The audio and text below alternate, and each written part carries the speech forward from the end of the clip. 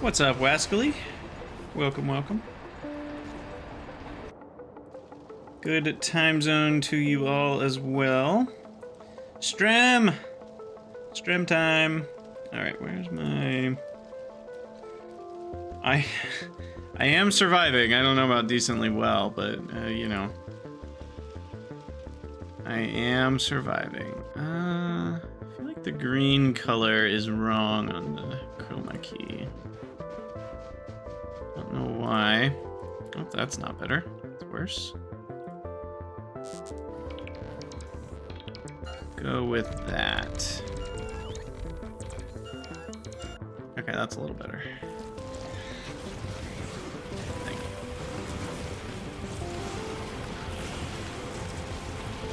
Good enough. Alright, let's see. Let's get rid of that stream timer. And everything is going. Chat is chatting. Is the YouTube chat working? I gave it 50-50. Hey, it is! Alright. We win. Alright, let's see. 5 days ago since I've played Factorio. Oh my goodness. With the exception, I did record that video. The addendum to my bot mall blueprint, but other than that, haven't touched the game in a hot second, so please be patient while I reacquaint myself with what in the holy heck is going on here. More like unholy heck. You ask me. Look at this. I can't do this everywhere. I have to have a better system than this.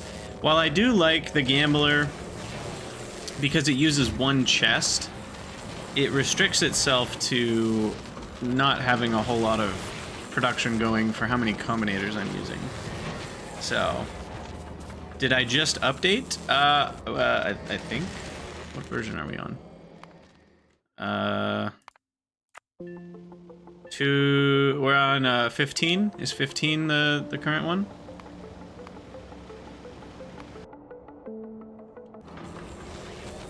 Alor, I don't think they're that expensive, but I mean, I'm using, for only 3 assemblers, I'm using, what, 12 combinators? That feels a little bit excessive. It's 4 times as many combinators as assembling buildings. That feels like too much, but maybe it's not. What was on our to-do list? Ah, yes, big miners, crude oil, spoilage. Get rid of her. I do want to start working on Prod 3 modules, but we'll do those other things first. Oh, there is a 17 just dropped and added a new quality selector. Ooh. Okay. Let's Wait, 17 dropped. Why am I on 15 then? Hold up. It says up to date. Is it on experimental? I've been a bad boy and haven't enabled experimental yet. There it is. Latest 2.0 experimental update.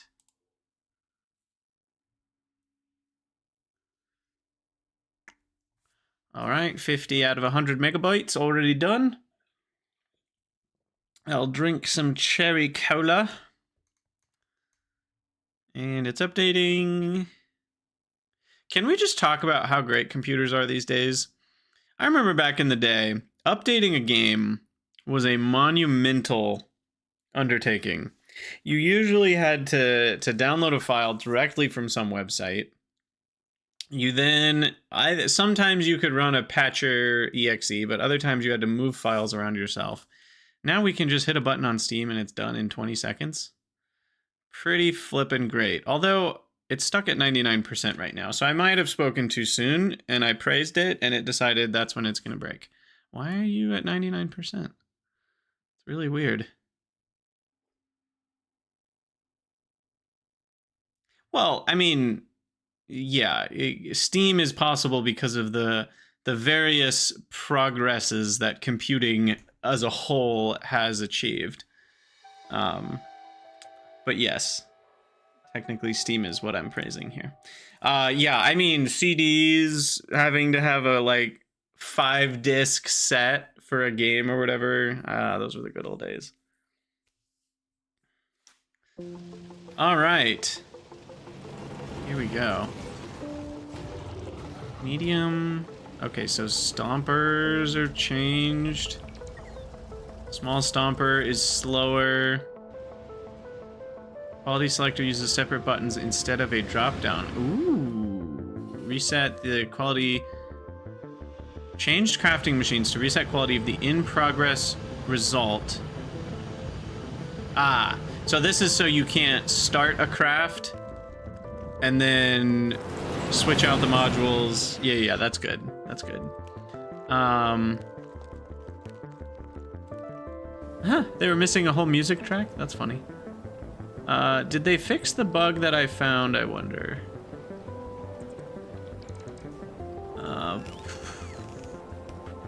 I haven't even reported it yet. I probably should. I don't even know exactly how it would be phrased, but it would be something with parameterization.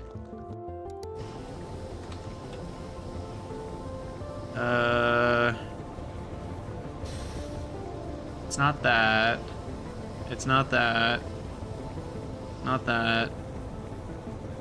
It's not that. Okay, they haven't fixed it. I should probably report it. So the issue is, I laid it out in the video, but I ran into it when making the basic mall. So this guy, we had originally, I don't know if you guys remember how we did all this, but this formula was in this box. And then I was like, okay, well, we don't want to use the formula. We just need the X. But if I save this, watch what happens. Oh, it's not asking me for the number of stacks, even though that's a parameter. So what you have to do, check this out. This is such a terrible bug. You know this thing that's grayed out that looks like it's turned off? It's currently breaking the parameterization. You have to turn it back on, erase it, and then turn it back off, and then it will work. Isn't that the most messed up crap you've ever seen? That is, it's like game-breakingly bad, you know, that a grayed out box would still be throwing an error even though you turned off that box. Anyway, I will move on to the new selection box for quality. So cool. That is super nice. Now what we really need to be able to do is select these with numbers. Like if I just hit 5 when I'm in this menu, I want it to select the legendary quality. We can still do Control-Alt-Scroll, so that's good. Oh, but it still doesn't auto-confirm? That, I feel like that undoes the whole point of this. And you still have to click multiple times. I thought the whole point was that now we're supposed to select this first, and then that's just a single click. That's the thing that people have been complaining about so much, is that you can't just click once on this screen. And they didn't actually change that. Yes, I know you can double click, but double clicking is a lot more work than single clicking. Twice as much work, in fact. And what's even worse is you can't just click twice. It has to be a double click. Like, clicking again doesn't confirm it. You have to double click it, and that confirms it. Anyway, it still is better than the drop down, because now these are only one click away, but it doesn't fix the fact that you still have to confirm this. Which I started getting used to it. Yes, you just click that, then you hit the E key. That's what I've been doing. But I presumed this change was so that you didn't have to do that. Because I've just seen a ton of people complaining about that on the Reddit, that you have to click twice, and it seems they didn't actually change that. So, they made one thing better, but I wouldn't say they addressed the main concern that most players seem to have with that. Like, I saw way more people complaining about 2 clicks than complaining about a drop-down box for quality, if that makes sense. So it feels like, in this case, they actually changed the thing that mattered less. But I shouldn't be complaining, right? We're all here to have fun. Let's see. Why don't we... What are we gonna do first? Probably the big miners. Yeah. Yeah. Cool. I also should take a look at what's happening here. Is this just a speed issue? I think this is just a speed issue. So why don't I do something like this?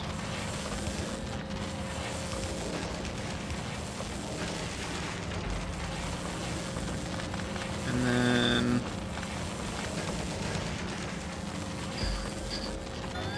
that. No, it needs to be over one more. And then this can go there, that can go there. And you go here and here. Alright. That should get me a bit more. Whoa! Did I know that this was actually rate limited? I don't think I did. I need 2 outserters each. That would have helped already. Complaining is fine when constructive. I agree. Though, as on a personal note, I find that, or not personal, more like mental and emotional health note, I find that too much negativity, even if in the name of improvement, can be a bad thing for our psyche. Focusing on the negative has a cost, even if it's to make something better. So sometimes I find myself complaining, and even if it's technically a constructive criticism of the game, I don't know if the complaining is doing me any good, or the people watching. You know, people tend to have more fun when they're enjoying things rather than complaining about them. But at the same time, I do really like having those conversations about game design and, you know, like what could be better and stuff like that. So I do find that valuable. This kind of looks like a little animal. That's like the little eyes, and that's the little face, and these are the legs. It's almost like a little giraffe with like a really short neck. Is kind of what that's giving me vibes of. I kind of want to expand. What was? I don't even know what this is for. I want to expand this leg so it'll look better. I know you could call it a horse, but because the neck isn't long and a horse is kind of like a short-necked giraffe in some ways. But for whatever reasons, this is giving me giraffe vibes, not horse vibes. I can't explain why. And yes, you can quote me on that about a horse just being a short-necked giraffe. Why am I making quality engines, by the way? We have a lot of them now. I probably should cease and desist this nonsense. I don't even know what kind of chaos I've wrought here, but let's replace some modules. and undo some buildings. Alright, I'm gonna start recording. Hello everyone, Krydax here, and welcome back to our Factorio Space Age playthrough. It's been a few days since I recorded the last episode, so I don't remember what we were doing at all, but I left some notes to redo mines with big miners. We needed more crude oil. I did do that before the end of the stream after the last episode. I plopped these down and I put speed 3s in them, and then we just piped that over to here with the pump. So I should be okay on oil for now. I might need to improve my plastic still. Seems like plastic's actually okay. I think I might have added more beacons or modules or something. What did I do? I don't know, but we seem to have enough plastic now. So I'll take off the get more crude oil note. Getting rid of spoilage is also a thing. Let's do that first, because that's pretty easy. How much spoilage do we want? I don't know, but I do need heating towers. We'll do that. And yeah, so the game updated, by the way, and now we have a quality selector down here rather than a drop-down box. So that's kind of interesting. And you can still change the quality with Control or Shift Alt scroll wheel. But you still do have to click twice on this. It's not an instant confirm. I hope they add that as an option in the settings where you click once here and it just automatically confirms it.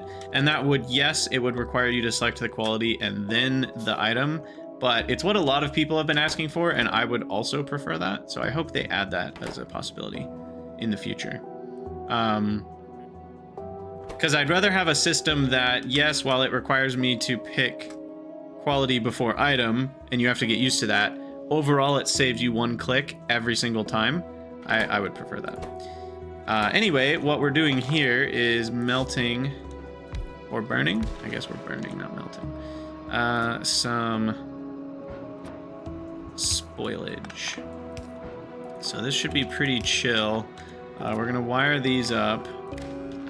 We're gonna read the contents, yep, and we're going to enable based on spoilage being greater than 50,000. I don't know, that seems like enough to hold on to on Novice. And then we'll request spoilage of 1,000 and call it a day. All right, that's easy enough. Spoilage is taken care of. Done. And yeah, so now we need to redo the mines with the big miners. This should be pretty easy as long as I have enough of them. 20 is not enough. So why don't we just quickly boost our mining drill. They're not miners. Grab another 40 of them. And then that should be enough. I have beacons and I have speed modules. And then, despite the fact that we worked a lot on the Gambletron 3000, I think we're going to need to work on the Gambletron 3001, which is going to be bigger, better, badder, and more capable of handling spoilable objects like biter eggs. Because I do want to work on prod module 3s. So Gambletron 3001 is coming right up, which it's the number of hours we're spending out of the last 10 hours of gameplay working on just Gambletron is kind of hilarious, but you know, I assume that's what a lot of people are dealing with in their own playthroughs too. When they go down the quality rabbit hole, they can't get out. Okay. Let's deconstruct all of this. I assume there's a swarm of, yep, construction bots coming over here. Bots handle it so well. Yeah, so, okay, here's the thing. With, I don't hate the idea of using bots to do all the gambling, but the problem is the ratios get thrown off. So, for example, if I'm doing speed 3s and prod 3s, they're both needing, you know, rare blue chips.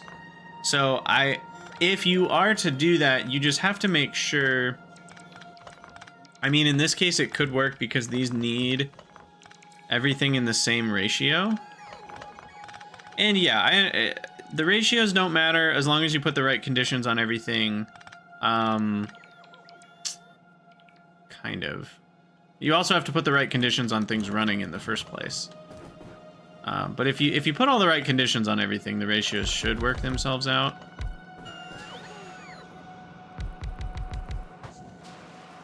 Like, you're only running the initial crafting of an item if you need the quality you're seeking of that item. And then you're just recycling everything when you have too many of a certain quality. It should work out okay. How do I want to do this? Do I want to... Maybe I just put beacons in the middle? I mean, maybe we just go like fully spaced out like this. This feels so weird, but why not? And then we can just beacon along the middle. And then power along the outside edge. I don't see anything wrong with this. I could do prod modules, but it's... oh, I just tried to zoom out. 1.2 million, that should last me a while. I don't really think that's necessary. And now we've got stacked ore, which is dope, fresh, and I love it. Not to be confused with dope fish, which is a Commander Keen reference from the classic Commander Keen games of the 90s.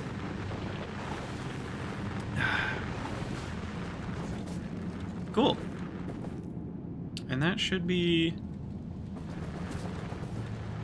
more than fast enough. Let me upgrade all of this to green beltage. I don't really know what's happening here, but we'll just greenify it.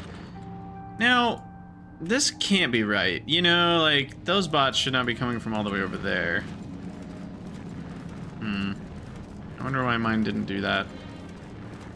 Do I not have enough? I have 50. I don't totally know it. Or did I walk away too did I go too far away? What's the radius on this? On my own personal is what I'm trying to... Actually, how do you see your own Roboport radius again? Maybe you can't when you're inside of another radius. Anyway, this is done, and I should certainly change these to stack inserters, right? Because they're faster? They're not that much faster, though. Loading speed is not an issue right now, so never mind. I'm not going to worry about that. Okay, so I'm going to copy this, because this is a pretty good blueprint. The power's a little weird. Maybe I should fix the power first.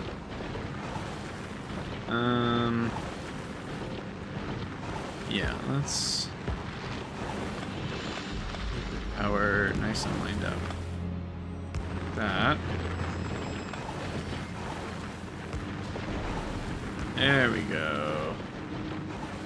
And then we'll also line this up. Now, this is a little bit problematic because the beacons don't line up. Let's see. Why don't I... Well, I don't know why I did that. I don't have to remove these, but let's make it balanced. So in a stretch of... How many is this? 5, 6? So then why don't we just center... Oh, they can't center themselves. Okay, I'll offset towards the front of that set of 3. Like that. And then I'll put lights to each one.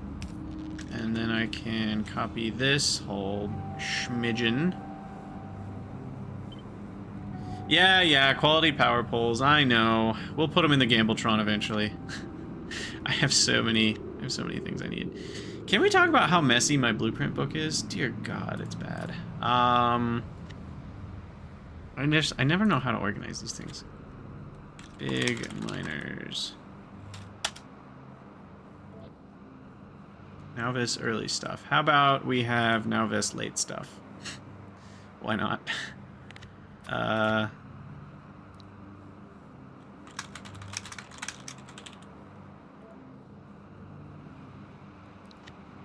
it's not just novice late stuff. Maybe having a different book for different planets is the mistake. Maybe I should quantify them more by their tech level than what planet they go on. Anyhow, that's good enough for here. Now we do the same over here. Decon all of this. And then let that go. There's also about 1 billion coal right here. I mean, 12 million if you count productivity. So that's a lot of coal. And there's more copper over there too. This is the only one I'm slightly worried about. I do think I should probably tap into this copper patch and add it to this one rather than upgrade that one. And then the coal, 2.6 million multiplied by all of our productivity should be fine. Same with the stone. So I really think we're fine. Once we upgrade these 2 iron patches, that should be plenty as well. If we run out, it's just because our train system isn't handling trains fast enough. So I'll probably do a train pass by in the middle and add a 3rd train or something, and then I think it would go a lot faster. And then these need to be stack outputters. Let me change that. And what else needs to be stack output? I guess all this stuff can be stack output, and that will save me a lot of headaches down the road, because this is essentially quadrupling our belt throughput for 0 effort. I mean, I guess that's technically more than 0 effort, but it's pretty minimal. And you guys know me, I love me my minimal effort when it comes to these sorts of things. Work smarter, not harder. Okay, so we'll grab our blueprint. Let's see. I guess we should remove that down. And then, is this covering the entire patch? No, we're off by 2 tiles on the sides. So let's put it out here. And then we have a couple rogue pieces. These are rogue.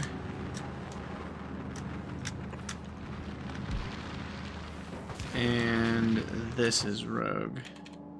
So we'll just get those taken care of real quick. Oh, shoot. I meant to put modules in the miners too, but I didn't. Will it matter though? Look at that speed. 15 a second from a single... Even if it's stacked, I need to do all sorts of new math. How many can a stacked turbo hold? Turbo stack is 60 times 4, 240 items per second. Are you kidding me? That is insane. That is just absolutely bona fide nutso insano numbers right there. But yeah, we will put speed 3s in this because why the heck not? And now we can have basically infinity ore on one belt.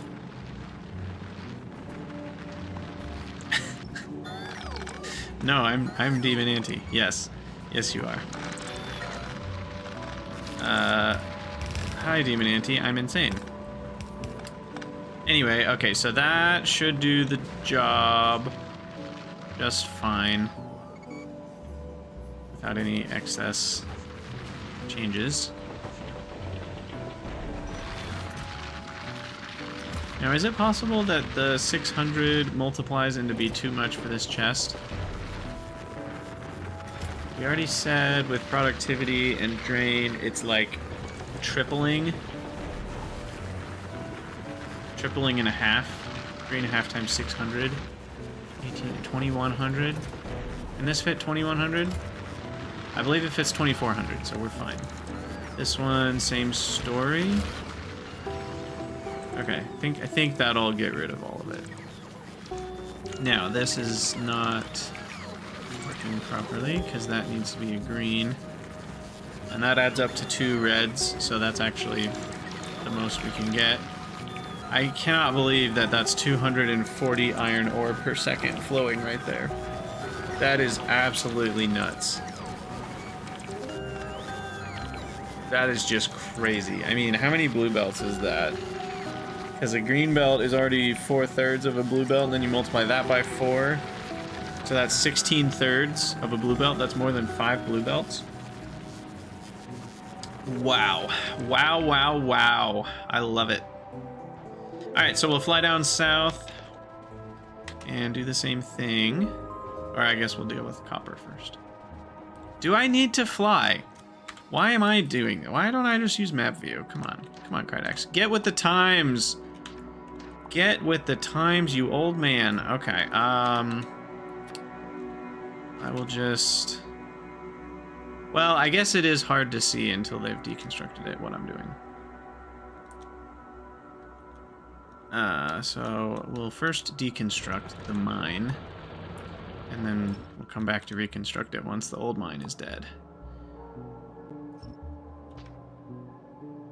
Missing construction robots, eh? I guess we never put in any sort of condition to auto-place the conbots into network. So let's do that.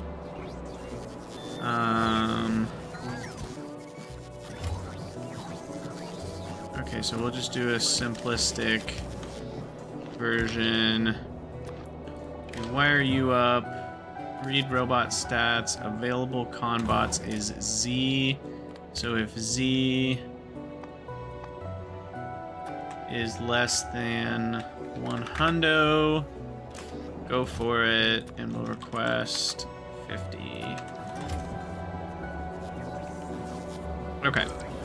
So that'll get conbots moving. Construction robot frames not be made in EMP. But we also have not beaconed this yet, which is pretty ripe for beaconing, if I might say so myself.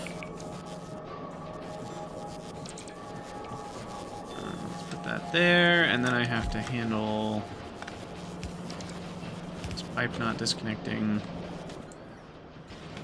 Speed's in there, and that should get me a lot more robot frames. Yeah, I mean, how much speed is this adding? 100% speed, but 150% effectivity. So that's adding 150% crafting speed to these things. That's crazy. It's crazy numbers. And that's without any quality. Nothing there is high quality. That's just the new beacon effect going for it. Alright, so that should be more construction bots. And we're getting that done. Perfect. So we'll place this. Ooh, it looks like we can cover the whole patch.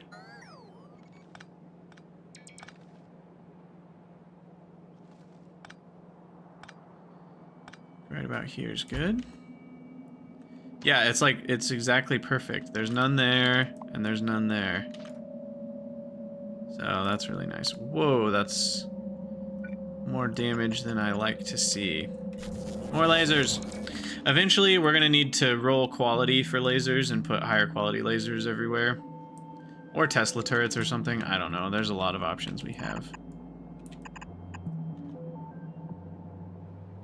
Beacons on Mark II assemblers. Yeah, it is kind of funny to do that, isn't it? But, you know, it works. So, who am I to judge? 1.8 million is going to last me a while. The real question is, are these fast enough? And I think the answer is no. If I just do this, I can probably ignore having another copper patch for a long time. We'll let that finish out. Seems like the power's connected. And then a single red belt of stacked is technically better than my old one, because my old one was just 2 red belts. But now we can do 2 red belts stacked, which is the full green belt stacked. If we bring green all the way to here. And then that goes down to our new area, which we no longer need to use stack inserters for. Because now I'm stacking from the mine already. Shucks. We're out of calcite. Cool, cool, cool, cool, cool. That's bad. That's bad. Derpamu should be full of calcite.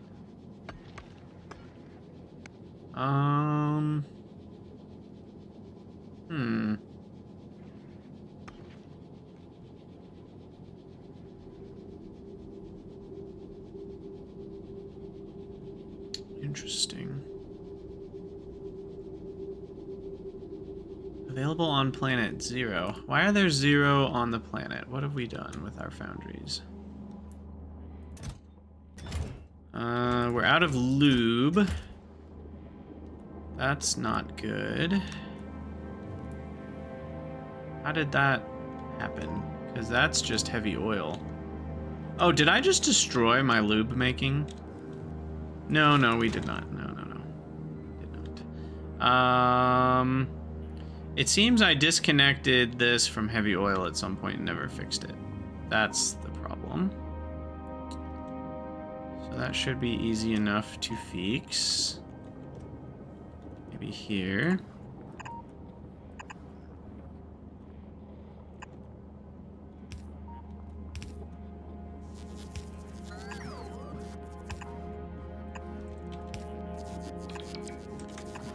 Put that there, put that guy there, and then the heavy oil will flow in. Hopefully start everything back up again. That's been a problem for a long time. I'm surprised we haven't noticed things breaking before that.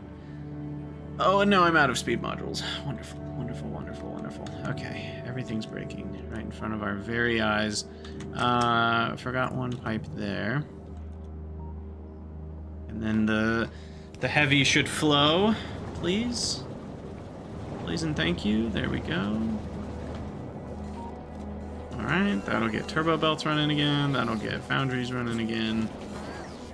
Now, the real question is, why are speed 3s not functioning? Ah. Quality speed 3s are actually becoming increasingly prevalent.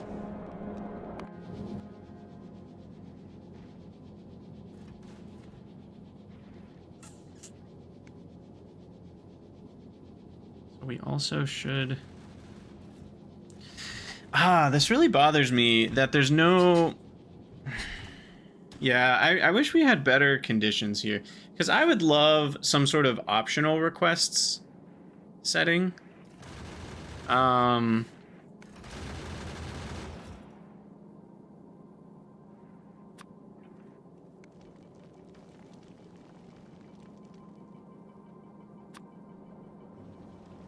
Where you could request something, but it wouldn't head towards unfulfilled requests.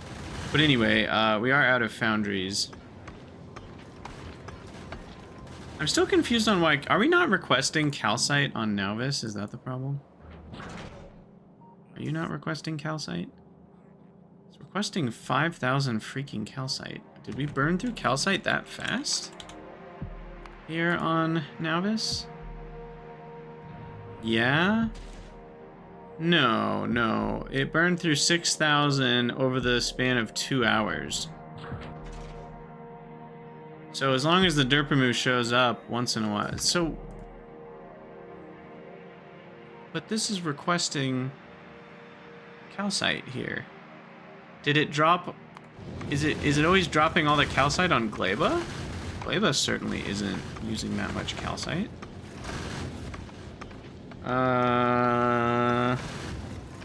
Gleba, what does your calcite consumption look like? We've only used 4,000 the entire time Gleba's even been here. 5,000, I guess, but still. So that's not it. Where's all this calcite been going, then?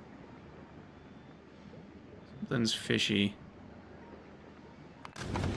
Because the dirt remove's been making the rounds for hours. We shouldn't have run out of calcite on Novice. Unless... there's something I missed.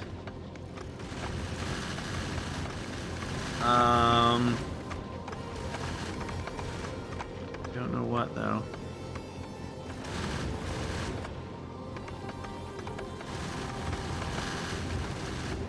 Don't know what.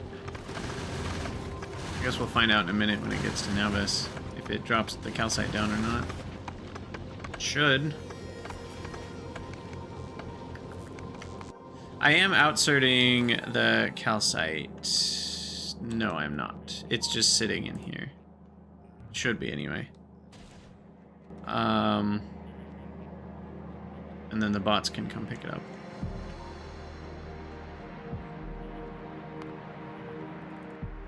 And we're also requesting 200 speed modules. Why not 600?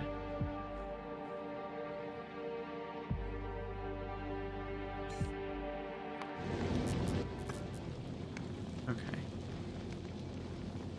So it did its Gleba trip. Probably dropped a few calcite. Yep, it did. How much calcite do we have? 6.6 thousand still? Alright, well, we should be okay. Good being keyword. And yes, back to what you were saying, Demon Ante, I could just make calcite on the Cridania platform now that we have that option unlocked. There are so many things you can do in Factorio now, it's absolutely nuts. There's so many ways to spend your time. Like, I can't even. So... we can either get 5 ice or 3 ice and 2 calcite. It's kind of the two options. But you have a much... it's slightly different because this is really only using 0.8 oxide chunks, and this uses 0.95 oxide chunks, so technically it's not quite that ratio, but it's close enough. But yeah... how much calcite would this actually offer me?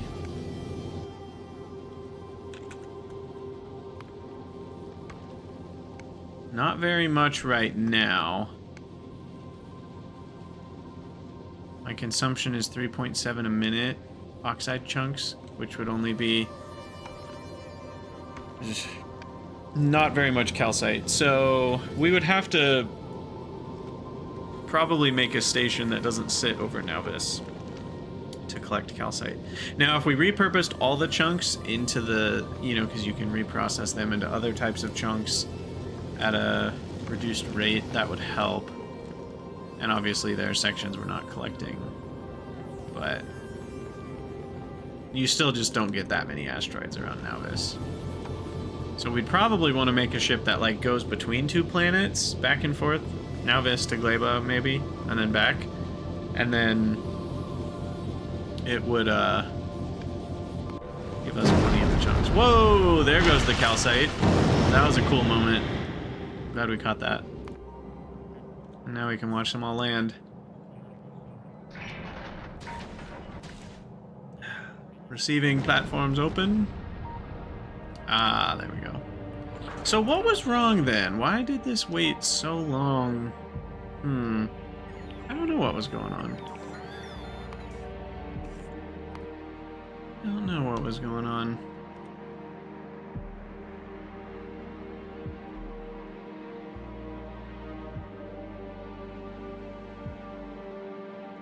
But, okay, so these should get modules.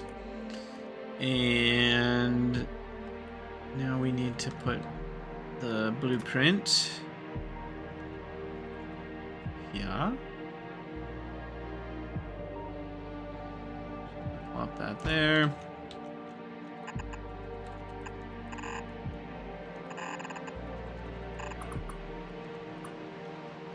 Done. And then same thing here. Wait, why are those still not deconstructed? Oh, well, probably because they're outside of a construction zone. That would do it, would it not?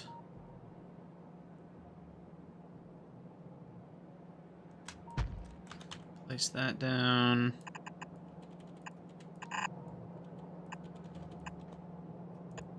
Alright, that should do it. The loading is fine. The unloading we already changed to stackified. So, cool. Cool. So that should fix just about all of our stuff, right? And then power.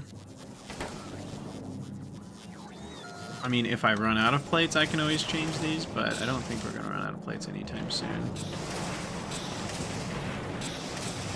These fast enough? Maybe I could make these a little faster. Now that I think this was before I had added, whatchamacallit, added more nuclear power. So I think I can switch these back to being speed 3s all. What's up, Heat Zor? Oh, you didn't miss much. We just replaced the miners with big miners. Playing a little slow today, just working on getting things done.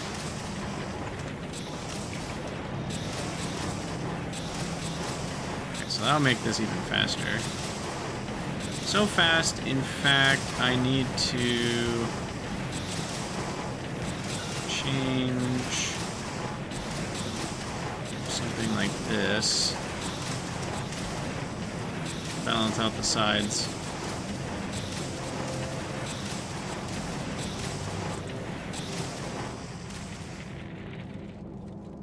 That should fix that problem.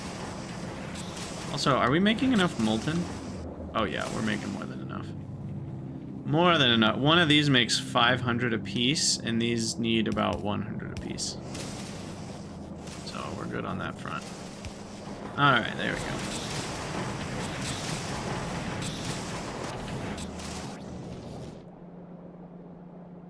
Okay, so the copper, it is restricted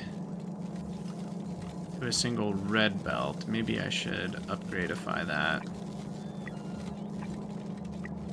Turbo, super turbo turkey puncher. All the way to the end here. Call it a day.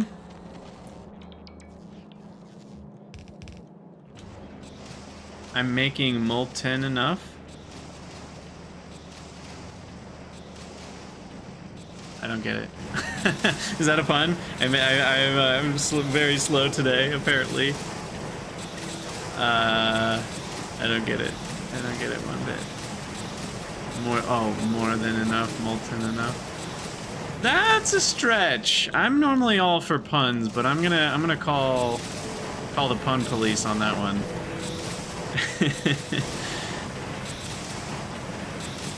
This seems like it's not enough copper, but I think once everything... It's really just because the belts aren't saturated yet, I think. I don't think we can consume that much copper per second. Maybe we can. But I think these belts are going to back up pretty quick.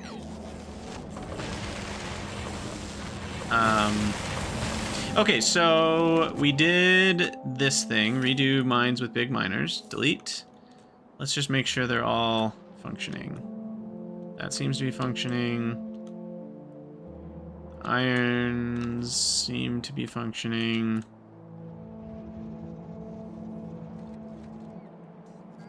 Oh, I need to fix the iron. Where is it? Right here. I can just direct that belt. So that's done. That needs to be side loaded. Did I screw the copper up? No, the copper's fine. And then looks like the coal's good, and the stone is also good. Cool. Are you a French demon? What's the difference between a French demon and an English demon? That sounds like a setup for a joke that I don't know the punchline to. Something with a croissant or something. I don't know. Alright, so yeah, that actually is an absurd amount of power. Look at that. Look at that power usage. It's really the EM plants, though, that are using all of it. Wow. So I may need to invest in a non-2x2 nuclear plant?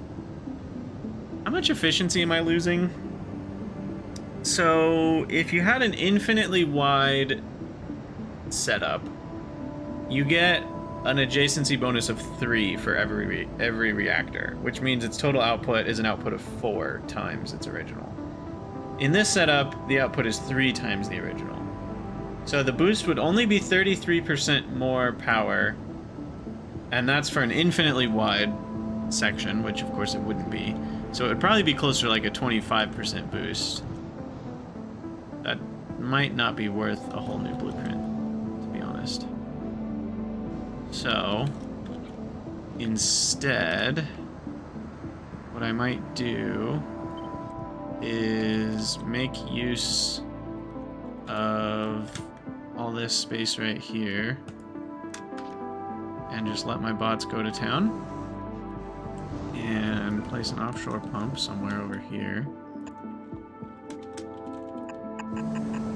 And then that's pretty much all we need to do. As far as I know. Looks like we're short a few things. Yeah, I could start rolling quality on nuke reactors. The problem is I just, my base is so crap right now. Like I don't know where we're getting concrete from, but it's not fast. Yeah, it's these things. I could at least upgrade them to tier 3 assemblers. But yeah, there's a lot of little issues like that that I don't really want to have to iron out right now. So I won't. Instead, I will just let it figure itself out over time. And we'll work on... what's next? More epic quality stuff, I guess. We did talk about Prod 3 modules. Maybe I should do that next. Oh, but it's so complicated. I guess first thing I should do is use these 42 epic Q3s that we've got and finish putting these guys in the quality rollers. So that gets the most possible. Until we have legendary, this is the best we can do in terms of ratios. What have we been getting, by the way? Quality module 3. It's definitely picked up. It looks like I've gotten a little under 1 a minute, but I think now that we've fixed production of copper and stuff, I'm hoping, didn't we math it out and that shouldn't that be like 1.2 a minute? I'm vaguely remembering we had over 1 a minute, not under 1 a minute. So we'll see if that increases. Now that I replaced all these with epics. We'll see. Anyway, let's... uh-oh, we don't have enough blue chips. Hold on. What the problem is? The problem is one of just the rate. These just aren't fast enough. Okay. Well, the good news is these are useless now. And so we have room for more beacons.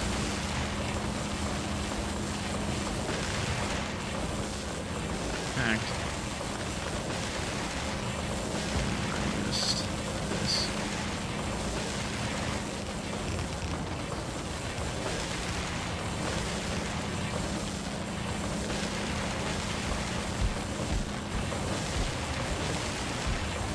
Make them even faster. Make my power even sadder. Ooh, that's real sad. We're almost up to 1.21 gigawatts. Gambling. How you take all my power. I guess it's actually not even gambling that's taking all my power. It's just making a lot of circuits. That's taking all my power.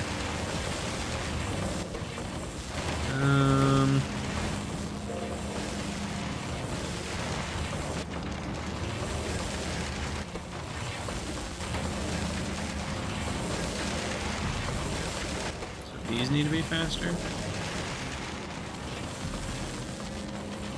I guess I could use up even more power right there.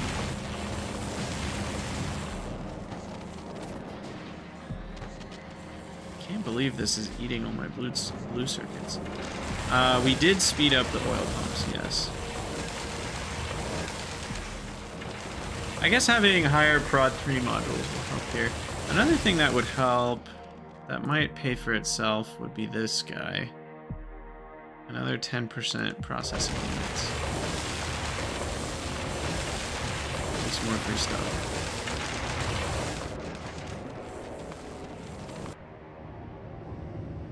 Okay, these are heating up. Still not hot, but they're heating. And do we have water? We do have water. Cool, cool, cool. Okay, so yeah, the oil is good to go. Plastic is still more than fine.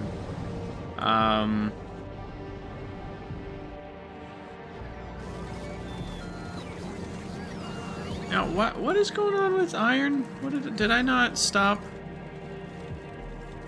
Why are we still mixing regular plates in? Where are these? What's going on here? Oh, we're just still smelting regular iron. Stop that. You're wasting so much iron ore doing that. We have beautiful foundried stacked iron. We do not need none of these boring steel furnace, inefficient plates. None of that nonsense. Coal is doing something weird too. What's going on here? It looks like we are finishing out this coal mine and that coal mine. Okay, that's fine. I'll allow it. Finally. Yeah, okay. It's just crazy to me how many circuits we're consuming, all to make just a few epic. I really wish this was fuzzy search, by the way, or whatever they call it, where you can just type quality 3 and it will find what you're looking for, because we're looking for something that includes quality and 3, not necessarily with nothing in between those two terms. Anyway, can you do like star quality? No, you can't. So you have to type quality module 3, which I think is unhelpful. Anyway, this is a lot of resources to go into less than 1 per minute epics, which scares me for what Prod 3s are going to cost, because they're the same price apart from the extra bonus material.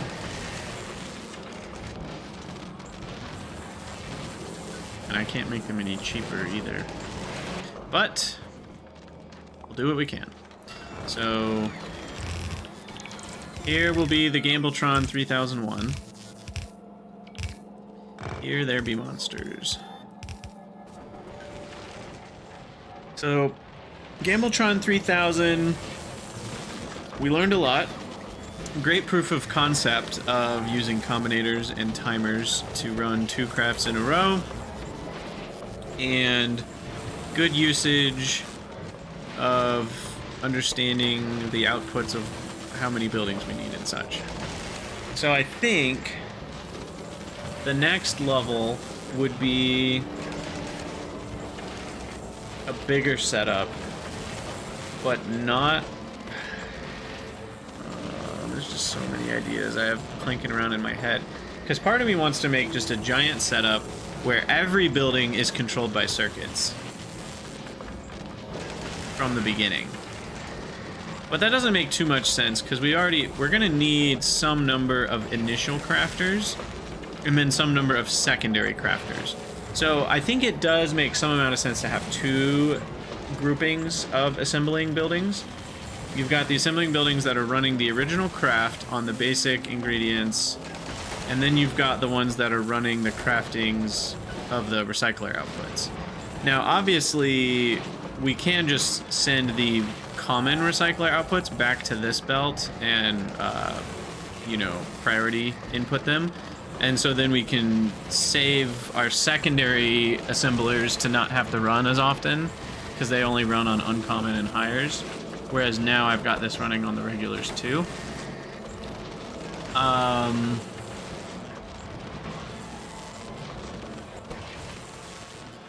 There's just so many ways to do things. And so many biters that want to be a part of what we're doing here. But I do not let them in. No, sir. And then we've got the biter eggs, which we've already talked about this in previous episodes, but man, does it add a snag to this whole process to have freaking biter eggs going. We're just gonna plop this here, and we're gonna change to prod 1 and prod 2. So that's done.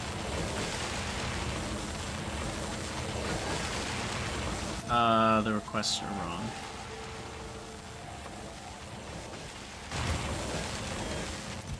These guys. Ooh, research. Sweet. Oh yeah, the biolabs. Yeah, that helped a lot. I was wondering, I was like, wow, that finished faster than I anticipated, but that's because we have an extra, whatever it is, 2.5-ish productivity on science packs. So even though that previous one cost us like 3,000, it really only cost us like 1,500. Tempted to do another.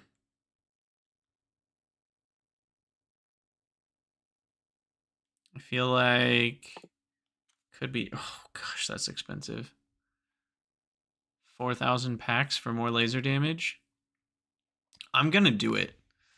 I'm gonna freaking do it, because right now Gleba is only under the protection of lasers, which are not very well suited to protecting from stompers. I'm actually fairly convinced the whole Gleba base is just gonna go down in smoke as soon as the expansions hit. We're gonna have problems. I probably should work on rocket turrets on Gleba. I don't know. That laser damage will help. They do have a lot of laser resist, but percentage-based resist means another 80% damage is another 80% damage. You know? You know what I'm saying? Little stompers versus big stompers. They do have 8,000 health. That's kind of absurd. I don't know what the range quite means, because they... Is that the radius of their stomps? I don't know. But yeah, so a behemoth biter has 3,000 health, whereas a small stomper has 5 times that, basically. So this is like 5 behemoth biters. A medium stomper, in terms of laser damage, that's what I mean. A medium stomper is like more than double that. That's like 12 behemoth biters in one package. That is a lot of laser damage you need to deal to one enemy. That also does more damage than a behemoth biter.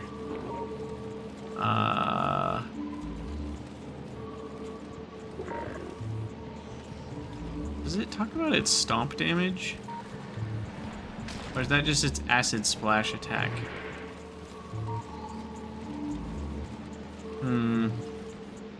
Yeah, that might just be it. Yeah, I could send... Yeah, they don't have any electrical resistance. So, I could send over... I haven't even started making any Tesla turrets, but I could easily make those on Gleba.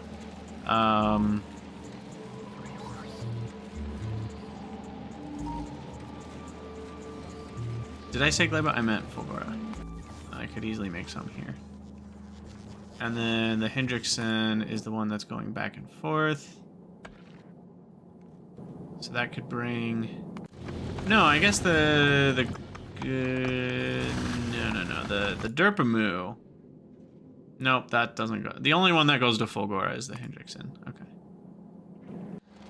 Interesting. Did I watch the video? Yes, I did, unfortunately, watch the video of Stompers absolutely wrecking a base. It wasn't pretty. Now what's happening here? Oh, we put quality in here, and it did the thing that's really unhelpful, which is making it so that the thing that's being requested is not the thing that gets built, because the thing that's being requested is a regular quality, and all you have is uncommon quality, and that's actually kind of annoying. I really wish... What's the best solution to that problem, though, that I just laid out about quality? And, you know, we've talked about it before. Like, if you were building a solar field, and in most cases, obviously there are times where you're like, no, I want my solar field because it's the perfect ratios. I want it to all be uncommon solar panels.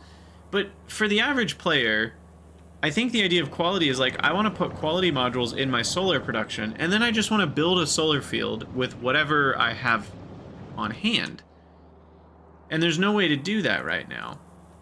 I almost wonder if the way to do it would be to be able to set flags on each entity so that certain entities would automatically build with any quality available, and other entities would only build with specified qualities by default. Obviously, you could swap from one to the other at will, but like when I build a solar panel, in most cases, I want it to just be able to build with any quality.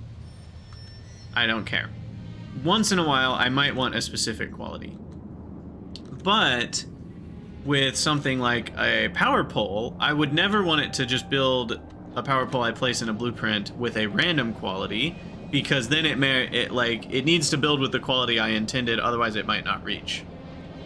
And then I would want a third option for the quality I have specified or higher, right? So like I could have uncommon power poles in a build, and it would potentially put rares there if we had only rares, but it would go for uncommons first. You know, like I want something like that. That's how you would want the game to work. And then you could specify different examples where it's like, okay, only build the quality. Maybe it would be in the blueprint settings. Maybe that's the best way to do it. Is within the blueprint settings, there's quality settings, and you could have a checkbox that are radio buttons, you know, where you pick one, and one of the radio buttons is only place the qualities I have specified. In which case, if you have things in there as uncommon, it'll only want an uncommon. You could put any quality, A-N-Y, not I-N-E-Q, but any quality, and that would just literally build the entities you have in that blueprint with, and it will always prefer lower qualities if you have them, and then it'll build higher qualities. And then you could have, so what did I already say? Exact qualities I've specified, any quality, and then specified or greater. I think those are, and maybe there'd be a version where you'd want specified or lower. So you might as well have that option if you're already, you know, wishing for things. And I mean, you know, while we're in Magical Christmas Land, this is probably getting too complicated to be the core game feature, but you could then set the priorities on which qualities you would prefer above others.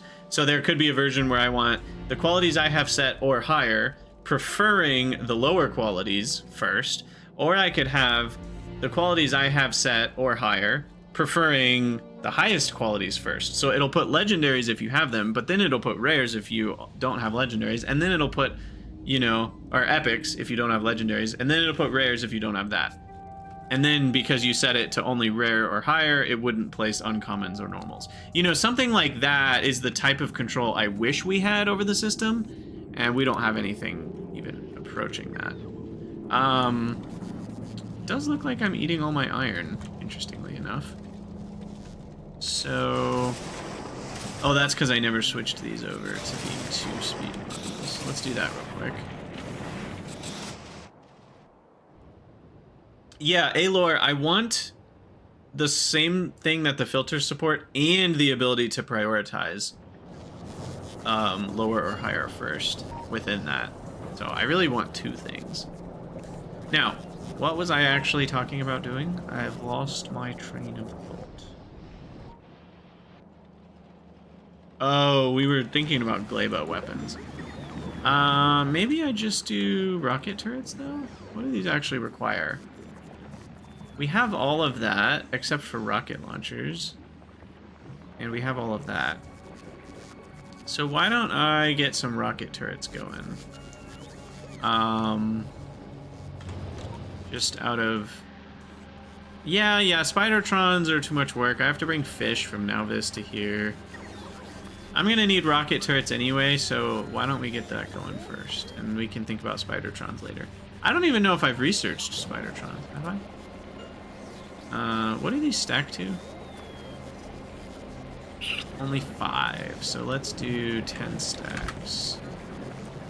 And then here, we do rocket turrets. That's a different thing. Rocket turrets.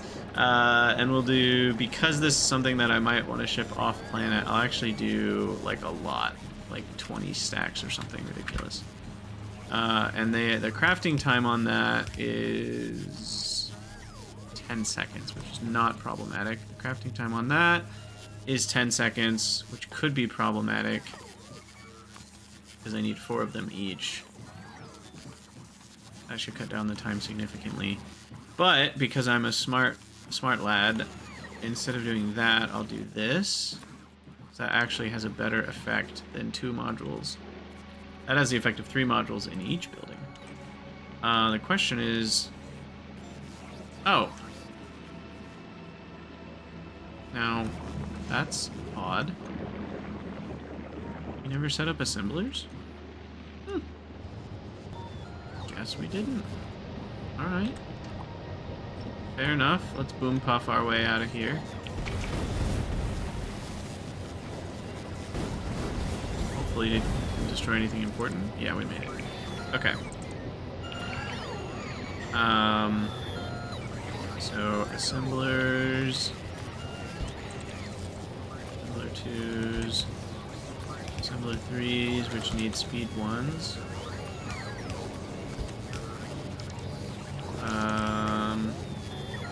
And then beacons.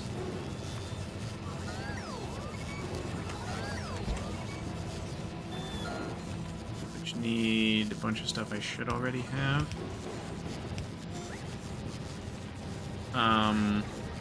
Now, problem. I'm gonna cut that, and we'll have to paste it back later. Because we need those buildings to start crafting the other buildings.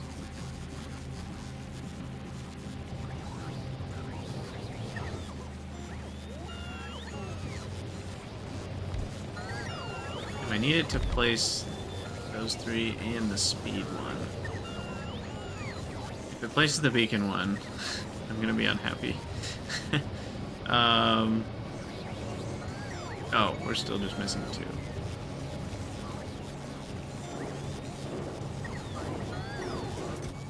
Yeah, okay, and I don't have any. Okay. So we also need to cut the pipes. Or let's just do laser makers.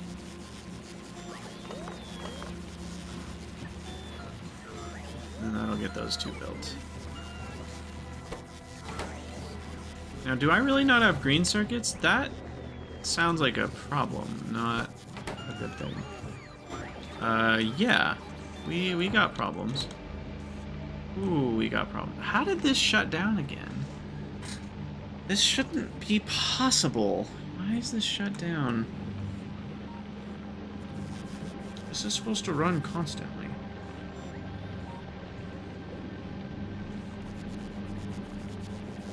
How did this shut down again?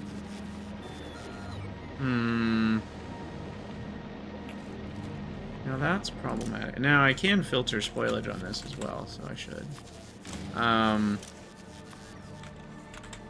But that still doesn't explain to me how such a thing is possible.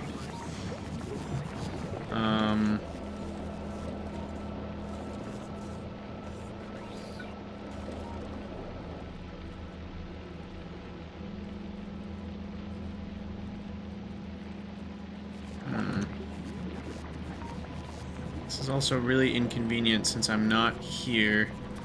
I'm gonna need, like, some serious...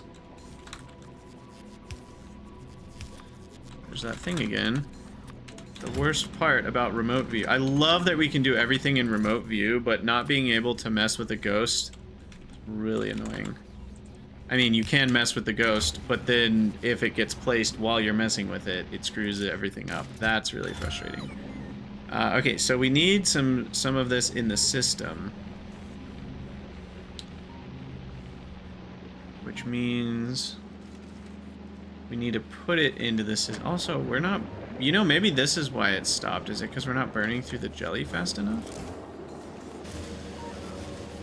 Because we don't have enough heating towers?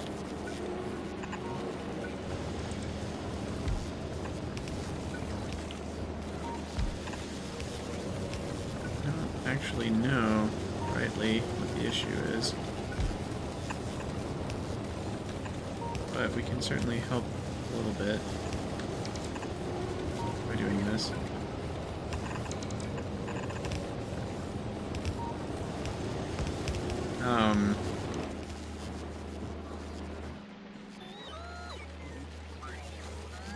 Yeah, so we need the mash or the jelly or the... Yeah, Wesley, the cold start recipe is what I'm thinking about right now. We're an hour into the episode already? We haven't even gotten anything done. Dear heavens. Heavens to Betsy, as they say. It's like one of my favorite sayings, and it's so meaningless. And then we need nutrients. It's always with the nutrients.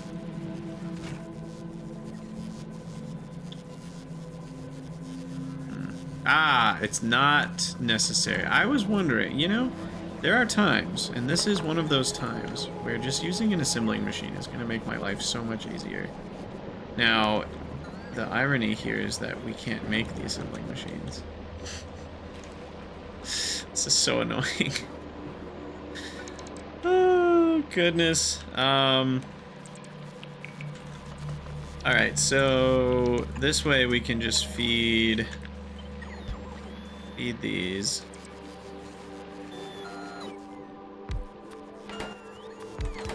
And I don't have to worry about nutrients.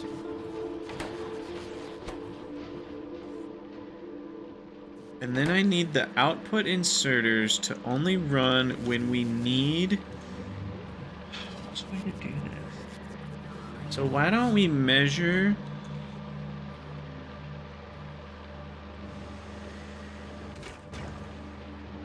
Okay, here we go. Idea has formulated. So we're gonna read this belt. And this is only going to request when the belt has 0 copper bacteria on it, like right now. And this one's gonna do the same thing, but for iron bacteria. And then this is just gonna let everything be spoilage. That's fine. Oh, I don't have any long inserters either. Oh, that's annoying.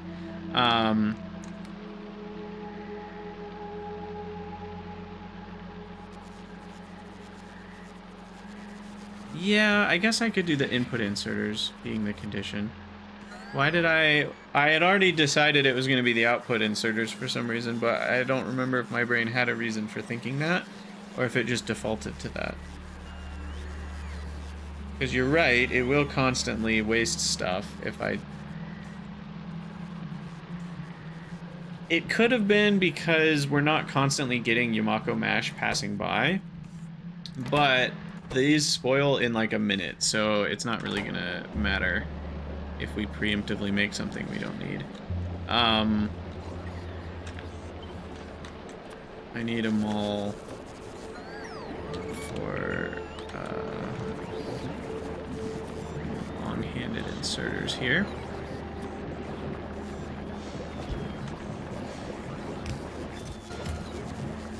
that's at least gonna work.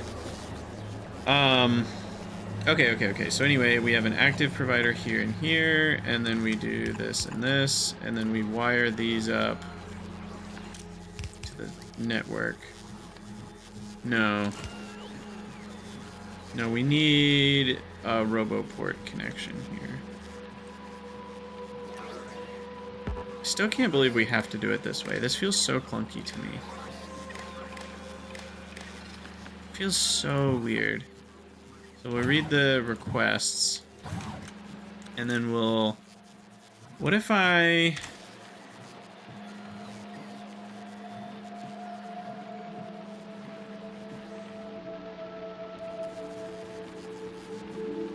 But I don't want to read the logistics network. I want to read... Oh. Wait. No, I can make this work. You can read the request by reading it if it's a negative. Right? So I can just do iron bacteria less than 0. No, we want it to be less than 0, not 1. Because it'll be less than 1 when things are actually happy and hunky-dory. We only want it if it's a negative request, which means we want it and we don't have it. Will these run? Which would be less than 0. Now... Then those are always putting into active providers.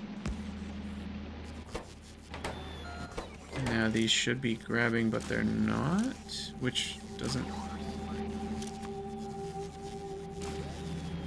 Disabled by control behavior.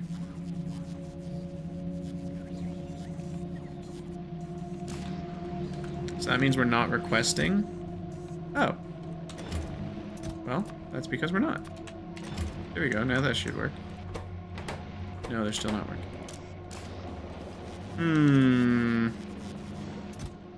We're requesting 50. Nope. No. None. Sorry.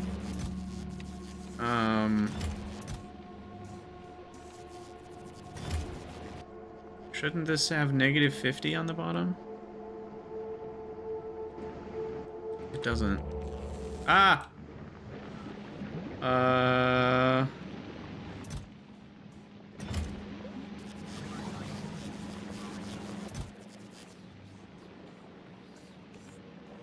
It will not go negative if it can't request. Why did I? No, because if I do less than 1, then it'll still be working constantly if it doesn't need to. I don't want to always have 1 available, and then negative requests have worked before in the past, though. Things go negative when... I think it's probably then when a bot goes to pick up 4, but there's only 1 in the thing. That's when you get those negatives, because negatives show up. But yeah, I guess it doesn't just read the negative. So then I do need to do what I was previously doing. I was on the right track. My brain wasn't going crazy.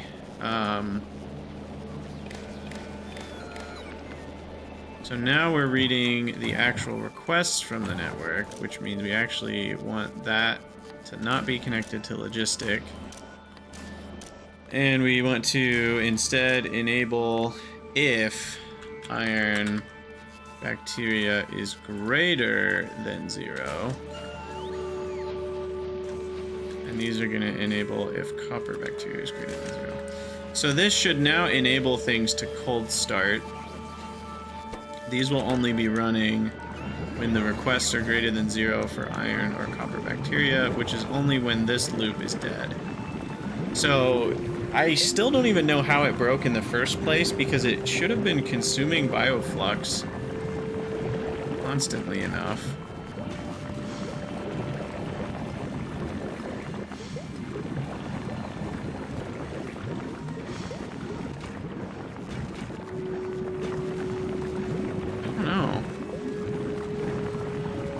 Know what happened.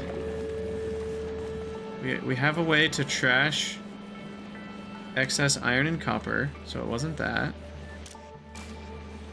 So yeah, I'm not really sure how that broke down. Maybe we ran out of bioflux momentarily or something? I don't even know. We need security cameras on Gleba. This is part of the problem. So I'm all for difficulty in games and stuff, but it can be frustrating when you don't know what went wrong. And this is an example where I really wish we could rewind time. Because it's like, it's not even that I don't know how to fix what went wrong, it's that I don't know what to fix, right? Like, the system that we previously had went wrong somewhere, I don't know where.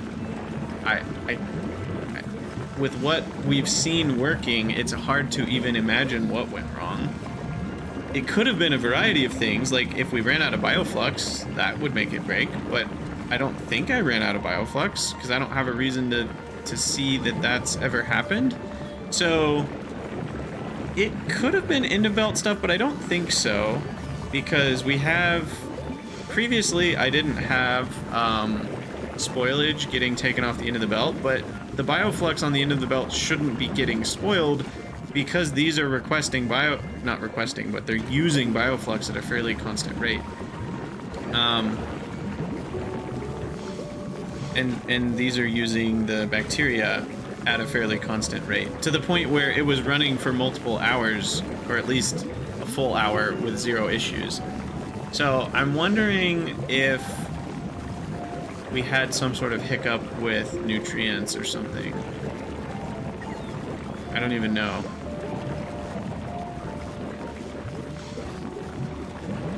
I do know we're using bioflux fast enough that it would never spoil at the rate we're using it.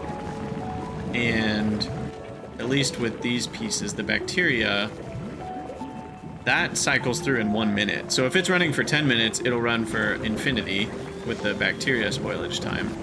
Because it's always putting out fresh bacteria, so you don't have to worry about it like death spiraling into more spoiled bacteria. Nutrient usage. Obviously, if we ran out of nutrients, that could be how it breaks. But we'd have to be out of nutrients for a really long time. I don't know, but whatever. We figured out how to cold start it. It just concerns me that it ever broke at all, because we had finally ironed out what I thought were all the issues with it.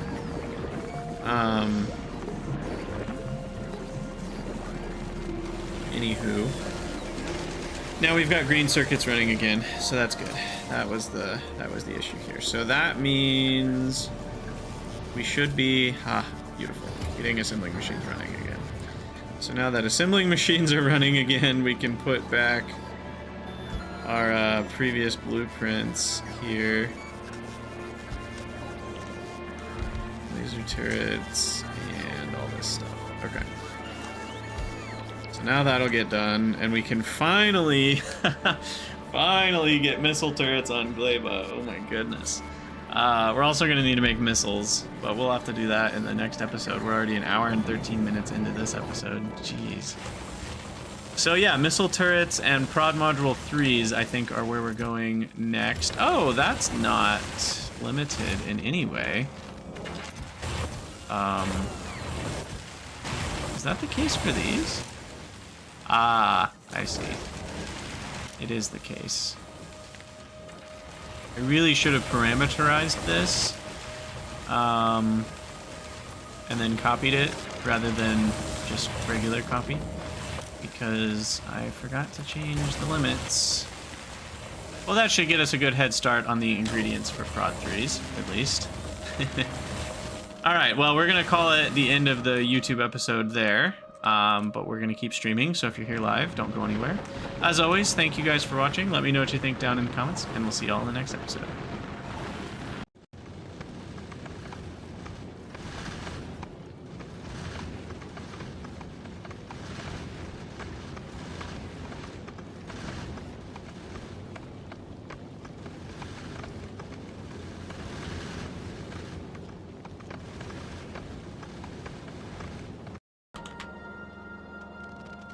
Alright, and we gotta get Heatzor's name in game going here. 7 letters. Should be good here.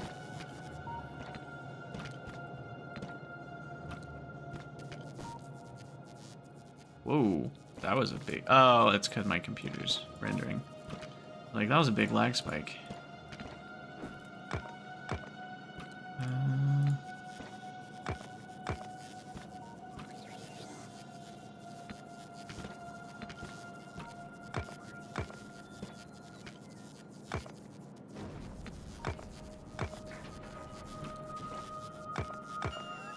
Can't tell which one looks the most Z-like. Huh.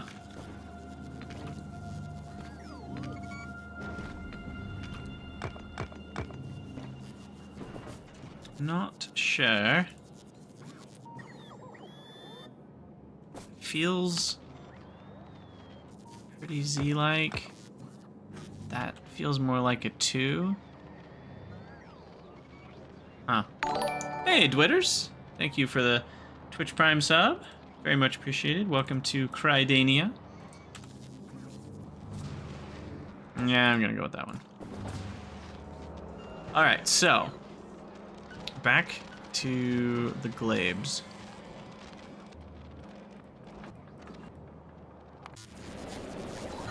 How are we doing? We are working slowly. I guess this is a spot where taking the speed 3s would help. Do I have those? I do. Okay. That'll triple the rate here. So that'll get us a few more assembling machines. Okay, and that's just not requesting enough stuff here.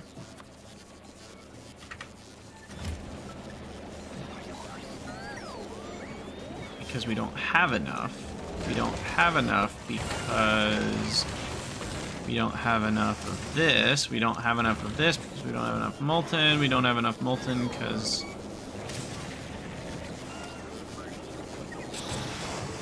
these are not running fast enough. Those are not running fast enough because I don't have a speed module in here. That should really help things. The first speed module goes a long way. Right now we're at negative 40% craft speed. This changes it to any day now. Nope, we're out of speed 3s. Damn it. Ugh.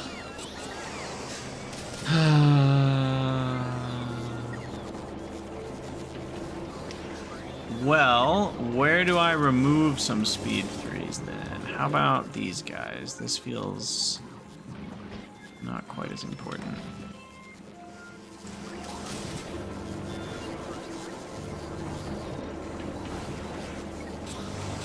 So with parameters, is it possible to get the output of the craft set in a buffer chest?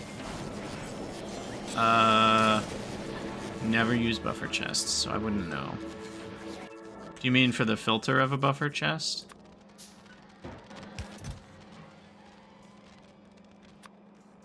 Like this thing?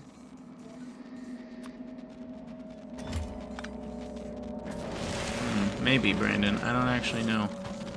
I don't think...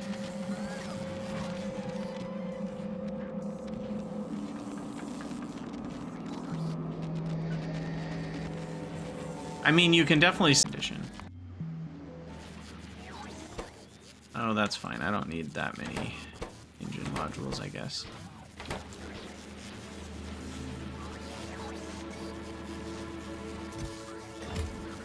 Okay, so we've got rocket turrets. And we now need the missiles. Rockets, which needs explosives, which needs coal, which needs coal synthesis, which needs sulfur and carbon. Forget, are we doing carbon anywhere? Yeah, for carbon fiber. So now we're out of bioflux. We're out of Yumako Mesh. Because we got spoilage on the end of this belt. When did that happen? Maybe that's how things broke. Maybe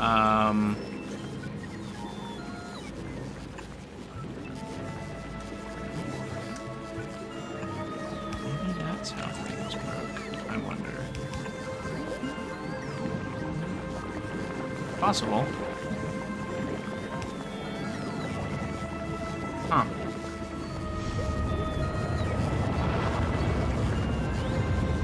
How did it run for that long? I don't know. Glaba's weird, man. Glaba's weird. How it can break after it works for so long. It's so finicky. Even if you know what you're doing, you have to account for edge cases on everything, and that just really amps up the difficulty. I like it. I've really enjoyed Gleba overall. I think the nutrients thing is fun on Gleba. It's really obnoxious. A bunch of people have started posting about this on the Reddit, having interesting conversations around the biochambers just heads and shoulders worse than the foundry and the electromagnetic plant. Partially just because, or mostly because of the nutrients thing being annoying to do on other planets. And I actually really agree with that. I think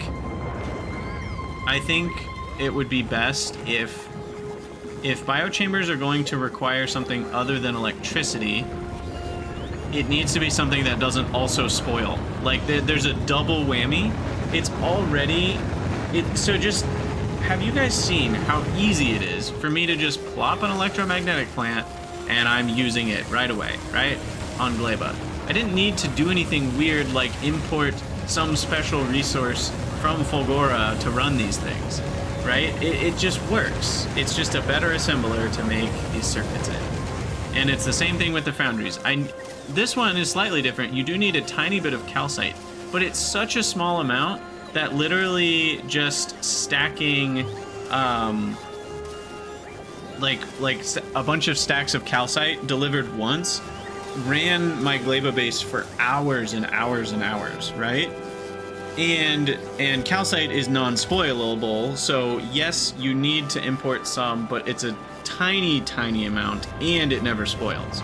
So it's still much different than the biochamber, where not only do you need to import a lot of stuff, but you need to import it in a form that spoils. Unless you're doing like workaround cheese, which is like deconstructing, you know, stack inserters to get back living resources, spoilable resources, or fish. What do you mean if you make it? How does making fish change anything? Fish are spoilable too. Oh, that doesn't fix the issue. And fish are not a nutrient positive loop, so that's not like you just have infinite nutrients in a loop wherever you have fish. Fish spoil but very slowly. Yeah, that's what I'm saying. It's the same thing. It's not that much better than Bioflux. Bioflux is 2 hours and fish are 3 hours, I think. So they're not that different.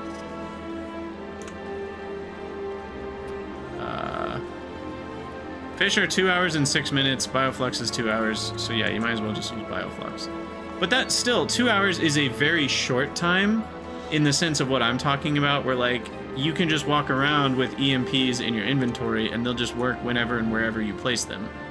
But you can't walk around with biochambers in your inventory and just place them and start running them. Because you can't carry around the Bioflux with you because it'll be spoiled by the time you're doing something a few hours later. So it's just fundamentally annoying to use biochambers, and I really wish that they had found a workaround on other planets. Like maybe on other maybe there's 2 types of biochambers. Maybe you run biochambers for a while, but then biochambers can only be placed on Gleba, and then once you start researching, you know, your Gleba science, maybe there's a research somewhere that allows you to make electrical biochambers that run on electricity instead of nutrients, but they can only be placed on non-Gleba planets, right? So there's your Gleba biochambers that need nutrients, and then there's your electrical biochambers for the other planets. And maybe they're really expensive, but like they run on electricity. The other alternative is you come up with some sort of nutrient mix. Yeah, Dwitters, basically what you're saying. I don't like the idea of a fluid. I think that's worse. But I like the idea of some sort of nutrient mixture that doesn't spoil that biochambers can run on. And then that's kind of like calcite now, where you can transport that around, and at least you can have a few stacks of that in your inventory to run some biochambers and to transport in a non-spoiled way. Technically, spoilage can be turned into nutrients, but it's a terrible rate, and it's a terrible in terms of how much spoilage you need for a few nutrients, and that requires an additional crafting step. You can't just put spoilage directly into the nutrient slot. So there's really some issues with the biochambers that the other buildings don't have. And I think that really kind of makes Gleba feel worse, because with the other planets, you're like, oh, I get to bring foundries back, or I get to bring electromagnetic plants back.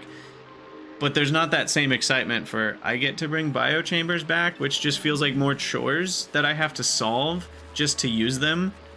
And then the 50% productivity starts to look a lot worse. Anyway, that's my 2 cents. What can they even make? Oil cracking? Pretty much it. And rocket fuel? Yeah, that's the other problem. They need to have some more recipes. What recipes could you have in here? I don't know what, but there needs to be more basic Nauvis recipes. Because really this only saves you oil, which is not... generally not that big of a problem. If you could make plastic from oil in the biochamber, that would feel a little better. And batteries, maybe?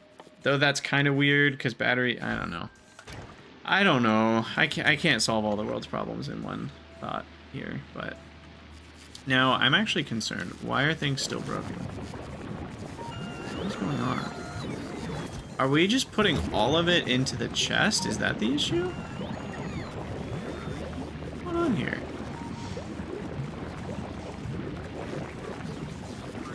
Are we making too many nutrients? That's the problem. I found the problem. No, we're also sending a lot of bioflux to make science. Here.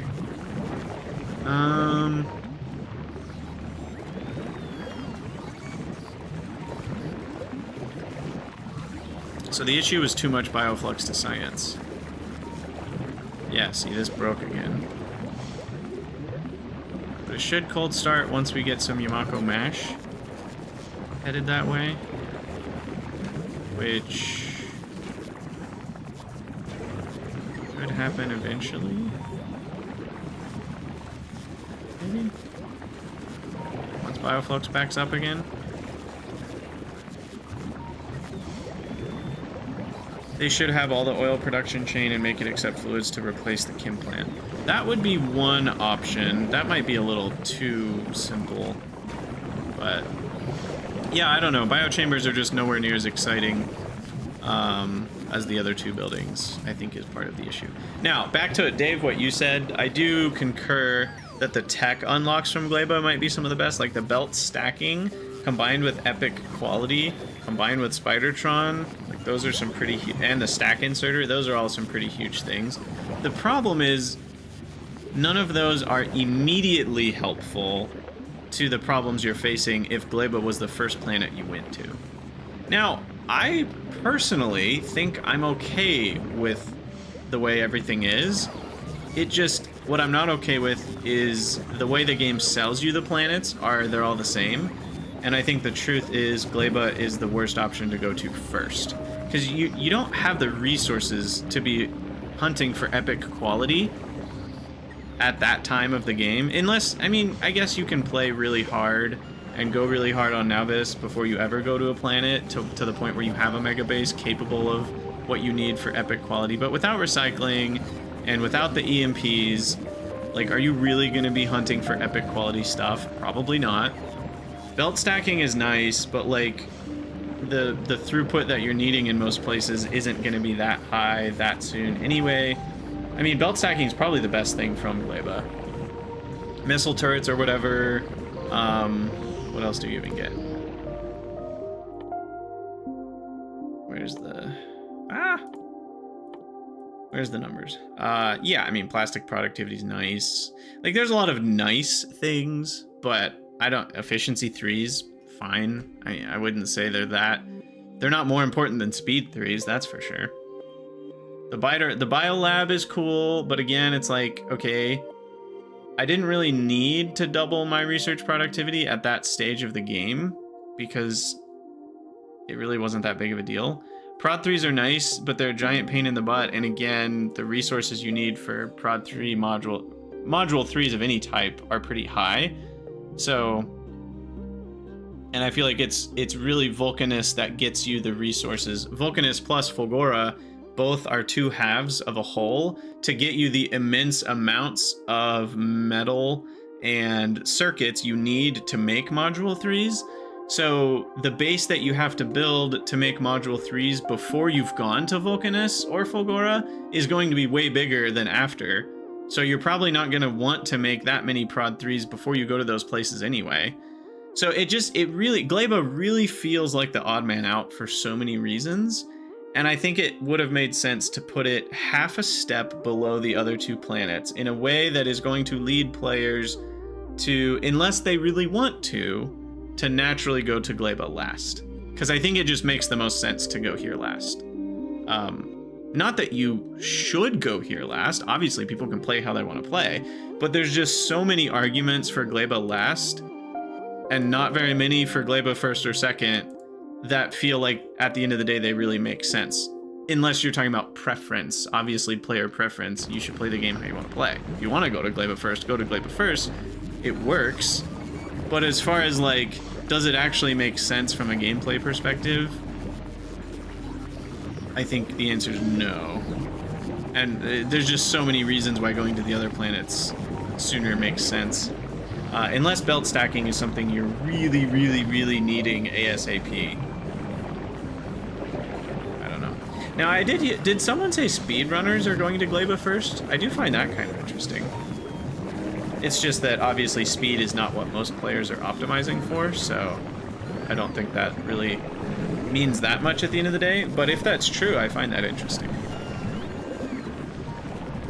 Now, is my bioflux backing up now? Now it is backing up. So I think it was an issue that when science... What exactly happened, though? Because science should be running at a fairly constant rate. I guess it's not. It is backing up.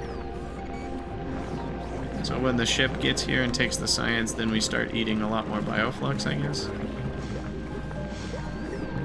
But everything's running now, so I don't think I have too much to be worried about.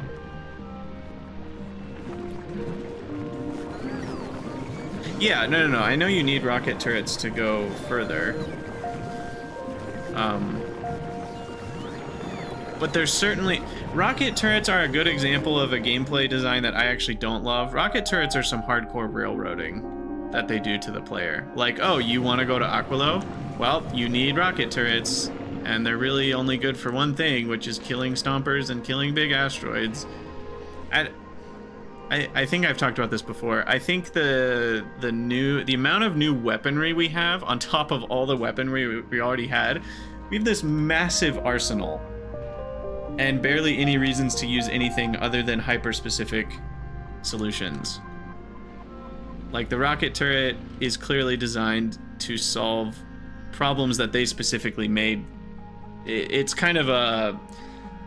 There's a word for it. I mean, it's kind of a self-fulfilling prophecy in some ways, but it's like they made a problem that then only has one solution, but then what's the point of that solution? It all feels contrived. You can't really do whatever you want. So what's the point of having... I don't know. Like, they could have just had... What am I trying to say? I don't know. They needed a cool turret for every planet. is kind of what it feels like. It's like, oh, we have to have a cool turret for every planet. So we'll put artillery on Vulcanus, put rocket turrets on there, and Tesla turrets on Fulgora. When in reality, these two turrets are not really necessary. Between the 3 turrets we already had and artillery and the different defenses, there's not really a great... There's not a need that these fulfilled. The needs feel artificially created after they decided they wanted to make some cool new turrets, rather than these turrets actually filled a need that the game already provided naturally. Maybe that's the best way to put it. It's a very artificial and forced solution, rather than like, oh, the game naturally had some gaps where we needed to fill in some new roles. Because biters certainly weren't posing that threat, and asteroids can pose whatever threat they want it to pose. They can give it whatever resistances they want. So like, that's just an artificial challenge no matter how you cut it. And if you want the player to not use laser turrets, well, you give them laser resistance. Done. You know, so like, it could have had they could have made it so that asteroids require you to use artillery, right? And you actually have to shoot big asteroids with artillery to break them into smaller pieces before they can even be shot down by your gun turrets. They could have made that the method. And some mods probably will, let's be honest. And so like, as far as the asteroid stuff, that's purely artificial challenge. They could have made it whatever they wanted to. So you can't really say that rocket turrets were necessary to solve that challenge, because the challenge was created to make rocket turrets necessary.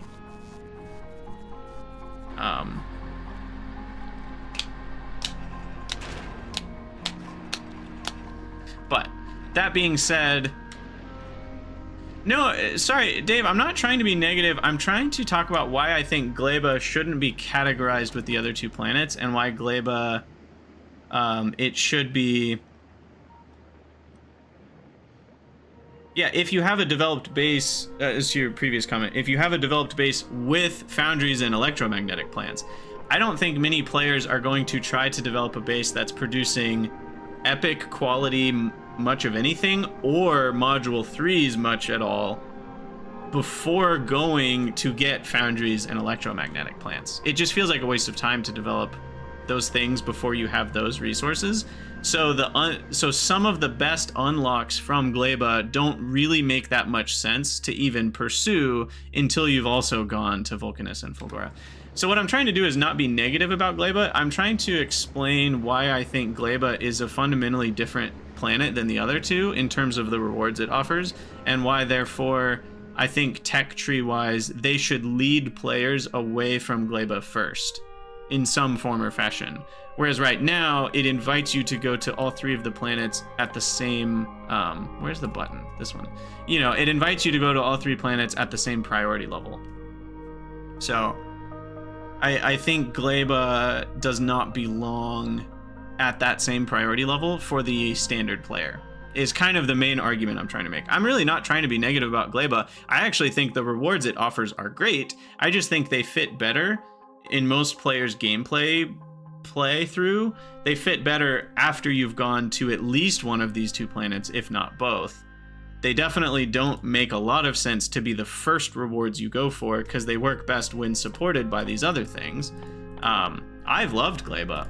I don't get the hate for Gleba. I do agree that Gleba 3rd makes the most sense.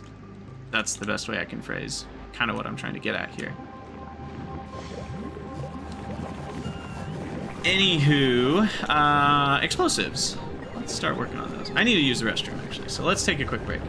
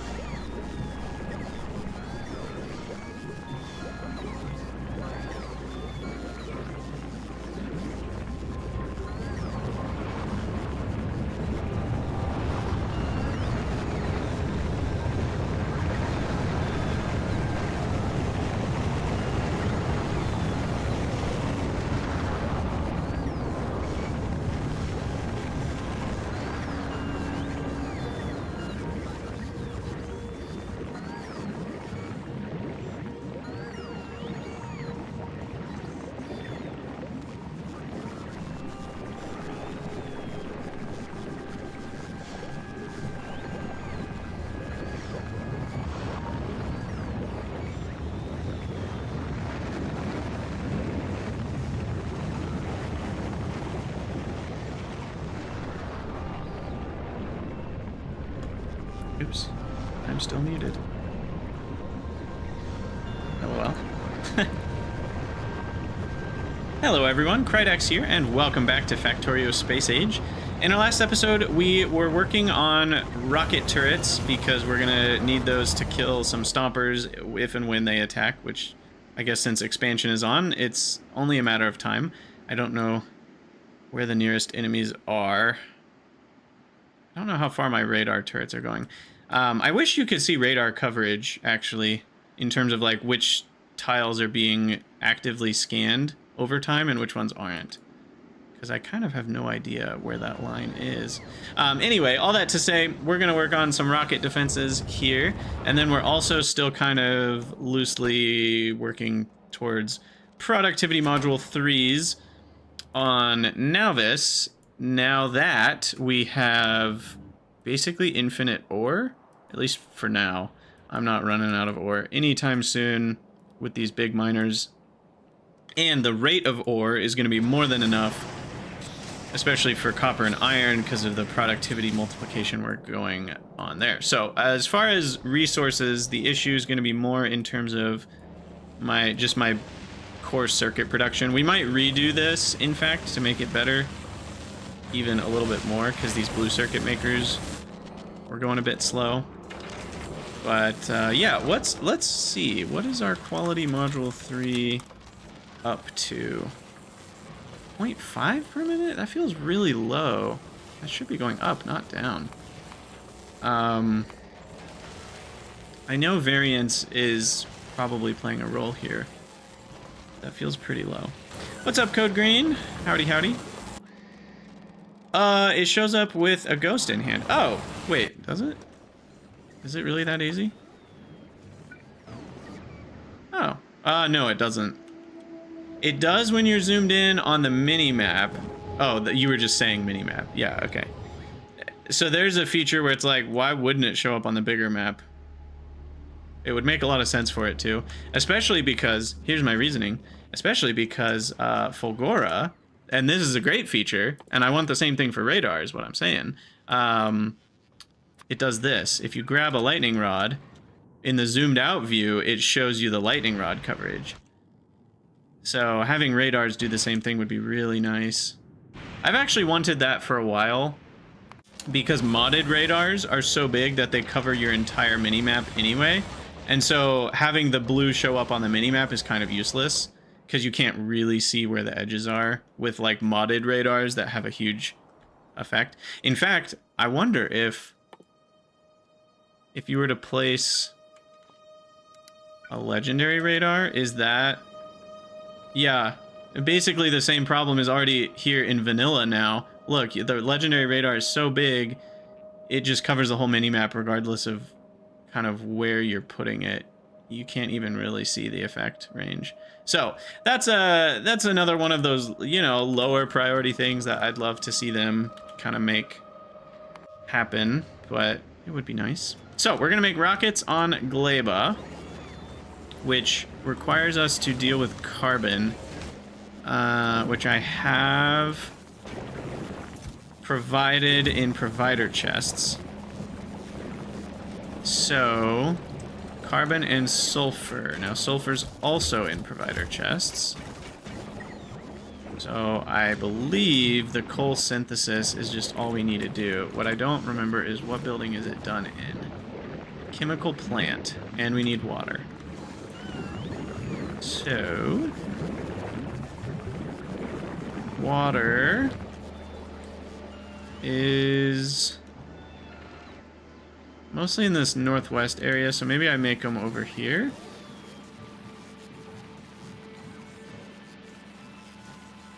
Yeah, I mean, Code Green, to some level, there is certainly the question of, like, does it even matter when it comes to the radar placement stuff? But yeah, I think it's more a sense of consistency in the game and just quality of life of, like, being able to see how far your radar can reach would be kind of nice. But yeah, I do think it's lower on the priority list because, you know, I think in most cases you really just want to have enough radar coverage to make sure your things are working. It doesn't really matter that much exactly what the coverage is. Alright, now this uses 2 solids and makes a solid, so let's have this side be beaconable. Yeah, it does seem that we are missing cliff explosives. Which is a bummer.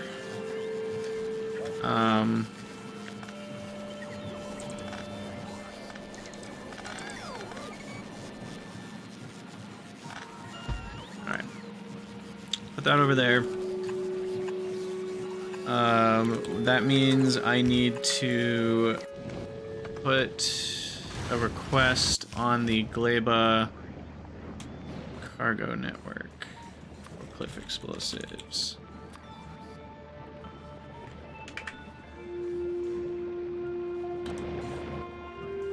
You saw a post on Discord about cliff hitboxes? What specifically? Because I've seen people talking about how it's weird that some things fit in certain spots near cliffs and other things don't. Is that what you're talking about? Or are you just saying that the new cliff hitboxes are better? What we do need is to automate chemical plants. I think we have everything we need. No, we're out of green chips again. What is going on with green chips?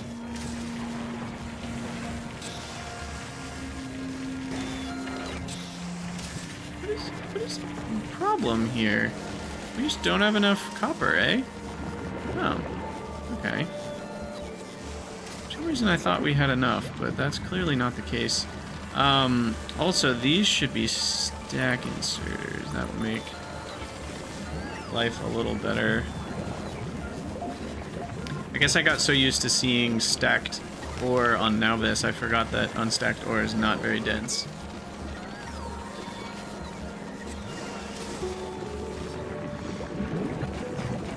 So then the issue here is just not enough copper. Okay, got it. And it is literally as productive as I can make it right now. There's not really any improvements to be had on the productivity front. I guess technically blue circuit productivity is kind of like green circuit productivity in a weird way, because I am launching rockets consistently. Every extra blue circuit we get for free is then a blue circuit we don't need for rockets. And in fact, we're out of blue circuits, which is scary.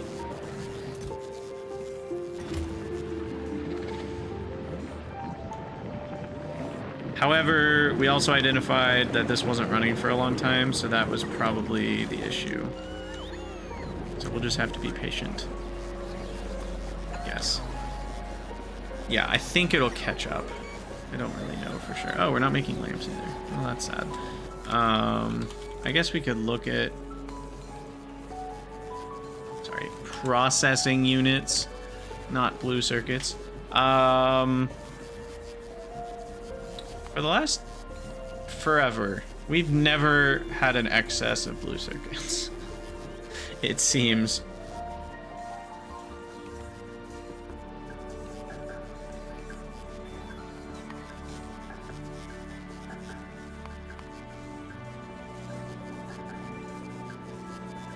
I guess we had a few built up. Otherwise, we couldn't have consumed more than we produced in the last hour.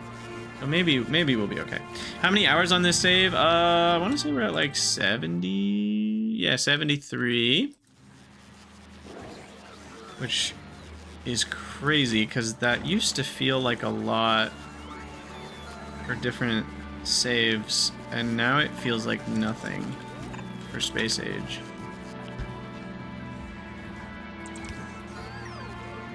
You know what, I'm just gonna do it this way.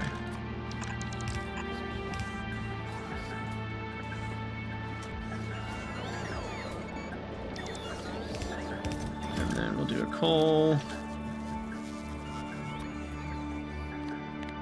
Is less than... That's a weird way to do that. Do you guys see what I just did? That is funky. So because of now there's a ghost cursor selection that's here to like put modules into buildings and stuff.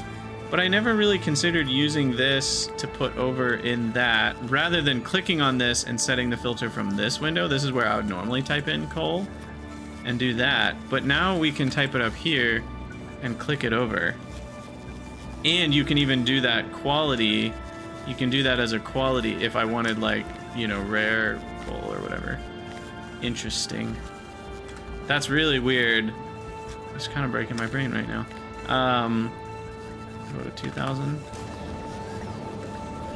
Copy that condition. And there we go.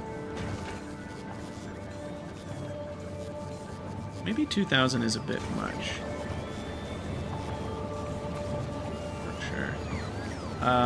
Either way, do I have any prod modules here? I've got 50 prod 2s. Okay, and explosives are half coal and half sulfur. So I guess this would be a reasonable place to put prod 2s. And I'll just use speed 1s because I think that's all I have. Nope, I don't even have those. Those are being produced, though. We're just using them all for assembling machines right now.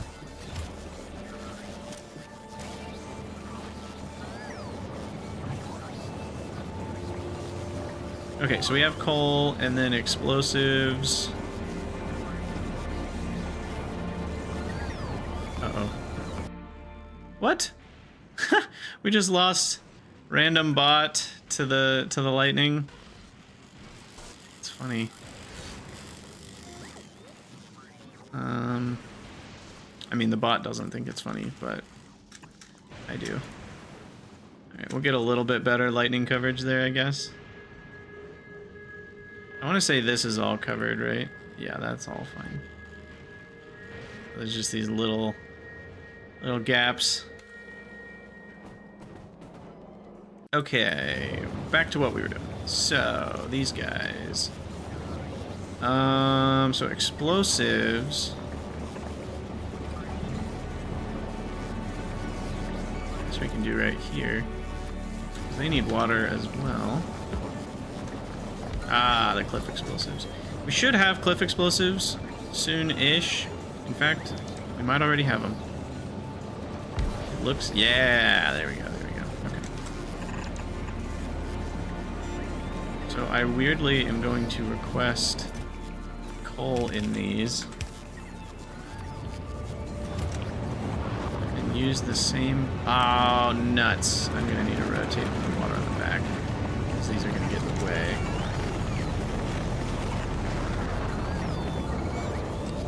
That should be fine still, actually. Oil is a bit tricky. Yeah, Nandrew, congratulations on your rocket silo. That's a very exciting point to get to.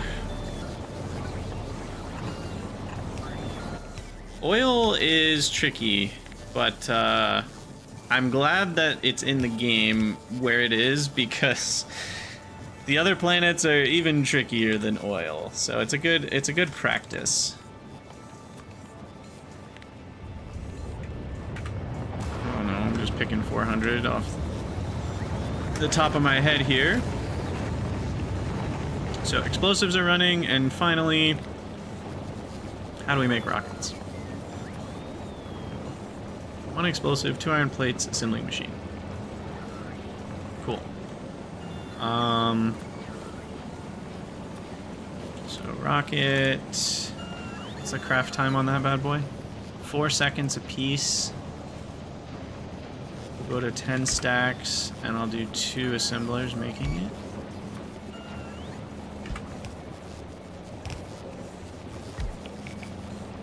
And yeah, we're probably making more explosives than we need, but there we go. We got rockets. Now, rockets, despite what you may believe, have 0 splash damage. It is only explosive rockets that can friendly fire. Right? I'm pretty sure rockets cannot friendly fire. It would just be explosive rockets that can. And, obviously, atomic bombs. Don't do atomic bombs, kids. Not on purpose, at least. So, what we're gonna do is find the rocket turret. We will someday. And now what I want to do is we want to place it, and then we need to place... How do we do this again? We place the ammo from here. Yeah. So you can actually get a turret placed. Ignore unlisted. I would like to ignore... Oh, that's not blacklist. So we want to target strafers and stompers.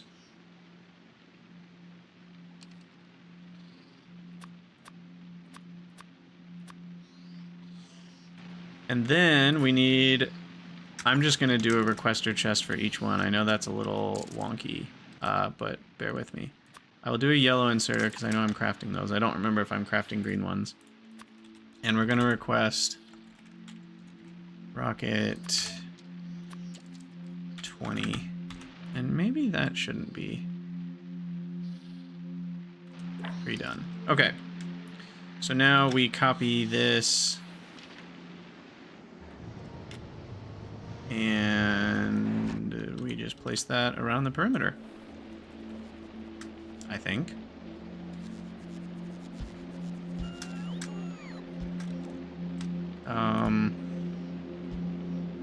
Their range is not that big.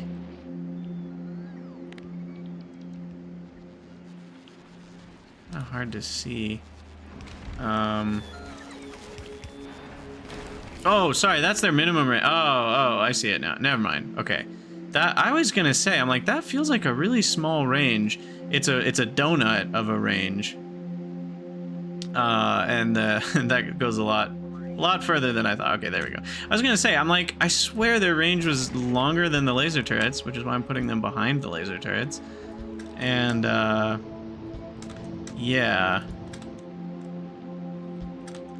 And then with this advent, we're gonna have some new RoboPort coverage we're gonna need, but that's a separate point than what I'm trying to say, which is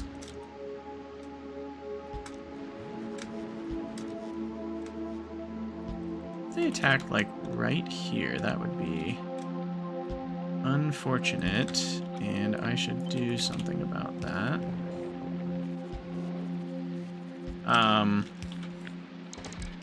Sorry, what am I trying to say? I want to do an explosive damage. That's the thing that I was trying to get out of my brain. So we'll do that.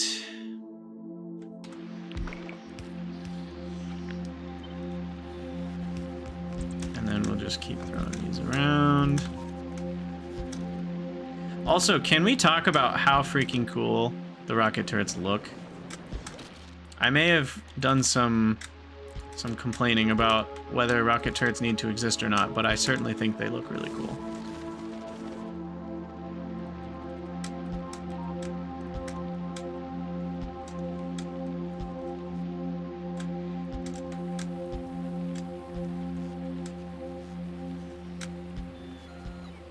All right.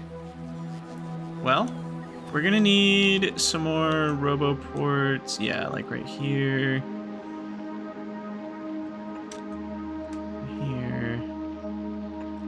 Because not all those requester chests are in network. Let's make sure we have plenty of robo coverage. All these little guys.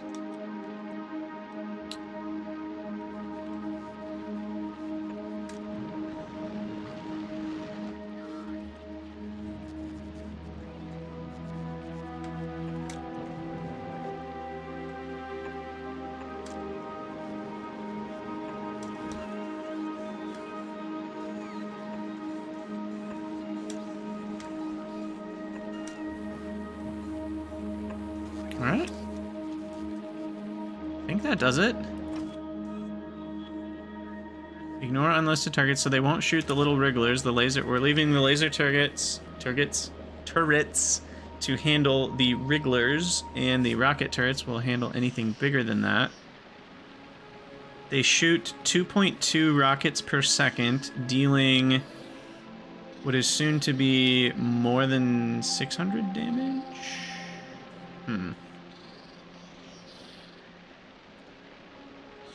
I don't know exactly how much damage they'll do. Oh, we're not making roboports.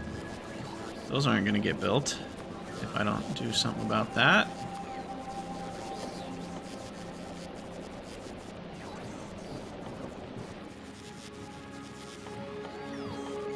I can't find it. Robo. There it is.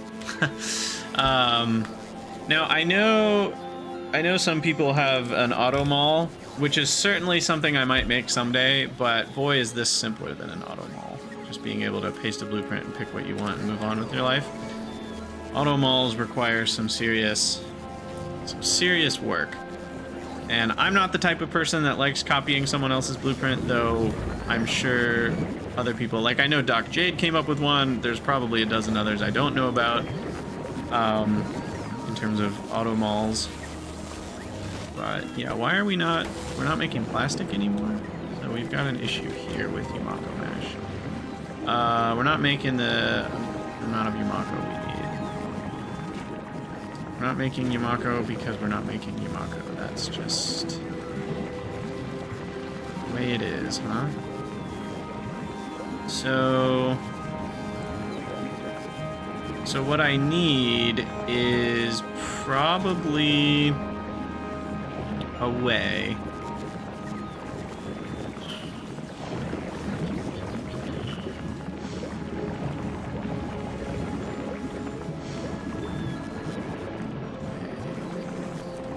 You know,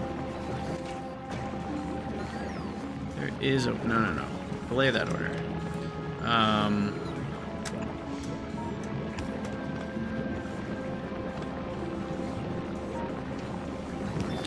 The way that we will use is one that allows me to do this.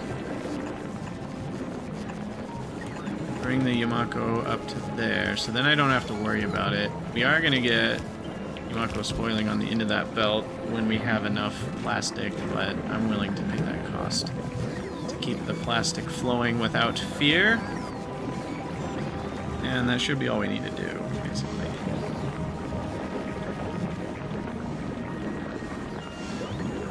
And this is grabbing from the main Yumako belt, which should never spoil, because it's constantly being cycled through here. So yeah, that should work.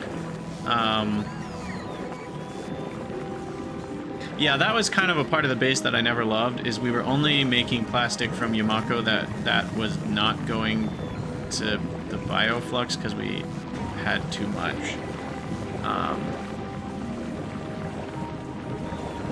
But yeah. You named your mall blueprint Hand of Creation. That's a good name for it. Alright, so that should start red circuits back up again. Yep, there we go.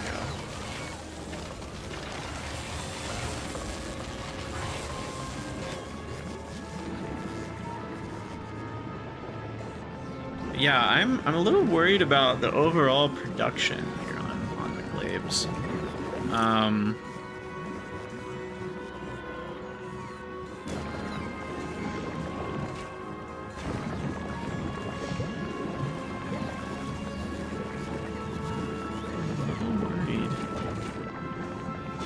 I guess the only thing that can really make it better would be higher quality of all this stuff. Am I making uncommon biochambers anyway? I don't even remember where I'm making biochambers. This is where the search does come in handy.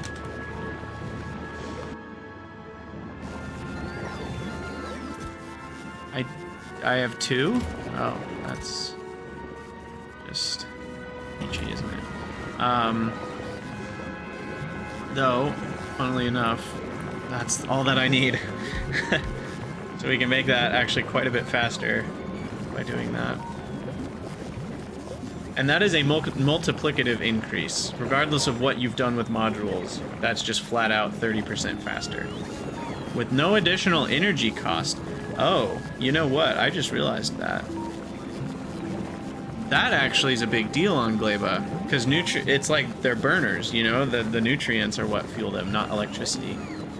So higher quality of biochambers means less nutrients per item needed, which is true of other buildings with electricity, you just tend not to care. But in this case, I do care. It actually saves me nutrients.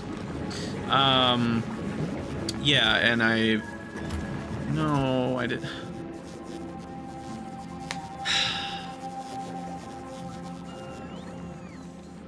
I'm not gonna lie. The UI weirdness of remote view can really boil my grits sometimes.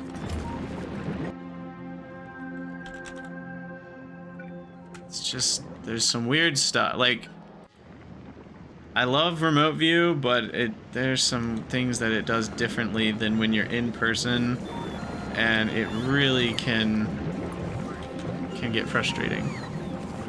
In my opinion, the best thing the game could do is make it so that the game feels very similar to play, whether you're actually there or not. Obviously, you can't bring things from your inventory into play, but being able to grab something with the left click,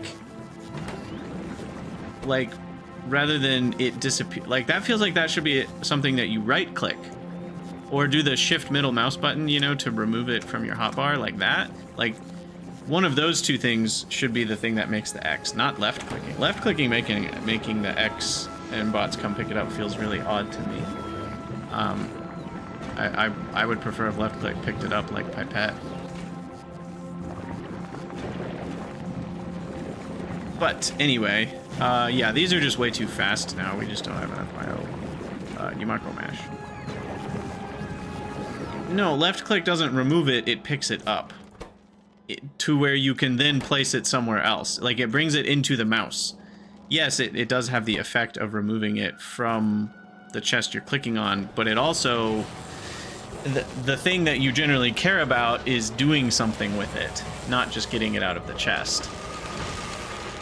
So it's hard because it does two things, one of which you can't do if you're not in person, one of which you can do, and they've chosen to make it do the removing but not the putting into the mouse. It could do both if you were in remote view. It could only pipette it, and then you have to do a right click to remove. Because that, in person, it removes half. I don't know. It's really tricky. By adding these new features, they've made a lot of sticky situations where they had to make design decisions that are probably going to be unpopular no matter what they did, right? Like, there are some people who probably love it the way it works, and there are some people who don't love it, and I don't think either person is wrong, and they've just introduced a lot of those situations with Space Age. Man, I do not envy the developers. I think they've done a really good job. I'm just going to say that. I'll do one more research, because I think we can afford it, and we're going to need it. But yeah, I think that what I'm trying to say is I think the developers have done a really good job of making the design decisions they've made. I don't think they've done a perfect job, and I do think there's still a lot of little ways that the game can be improved. I also think there are a lot of places where, like I said, they've introduced preferential... Oh, I don't even know what the phrasing of this would be. They've introduced areas where some players are not going to love how it works, and some players will, and there's no definitive right answer. I think there's more of those spaces now, which unfortunately means I think the average person... How do I say this in a way that is capturing what my brain is saying? It's like the average person will have more complaints about Factorio Space Age than they had about Factorio pre-Space Age. And I don't think there's a way they could have done it and not had that be true. So, like, it's kind of like the you have to break an egg to make some omelets idea. It's like I think they had to make some complaints to do the things they wanted to do for Space Age, and I don't think there's really a way around it. And the unfortunate truth is, you know, that's just development of games, I guess, to some level. But I do think there are some places where they've made decisions that could have resulted in less complaints and less, you know, headaches. And 2.1 is certainly going to be a thing. So I have hope, I have faith that some of these complaints will be ironed out as well. Because truly, I don't have a ton of them, and most of the complaints I have are much more minor things like that. 'Cause the example that I think a lot of people have run into is specifically on a space station. A lot of people didn't know how to even build these things. Like, okay, I want to build a solar panel, and they would click on it, and left clicking does nothing here. So this is a good example where, like, yes, it's technically consistent why left click doesn't do anything, but for most players, they open their inventory, they grab a solar panel with left click, and they build it with left click, and that's just how it works. And so, like, this is a good example where an exception, I think, would actually make more sense. Rather than following your rules really strictly and saying screw you to people that don't understand them, I think it would make more sense if left click just grabbed the solar panels pipetting for you, rather than forcing you to separately pipette right here. So that's an example where, like, I actually think sometimes the hard and fast rules are less helpful than they are helpful. And I know a lot of players, including myself, got confused with that particular interaction right there that I just showed you. So it's like, yeah, but at the same time, by adding in left clicking working there, then you're introducing an inconsistency where left clicking doesn't work in remote view. You know, like here, you know, left clicking does something different than it would do on the space station. And so then players are going to complain about that. So it really is tricky. Like, I think the devs have done a pretty dang good job.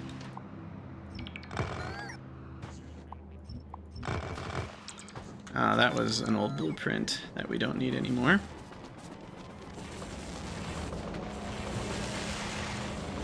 Also, Wascally, there are always valid reasons why things are the way they are. That doesn't mean complaints are invalid, however. Again, back to players have different preferences.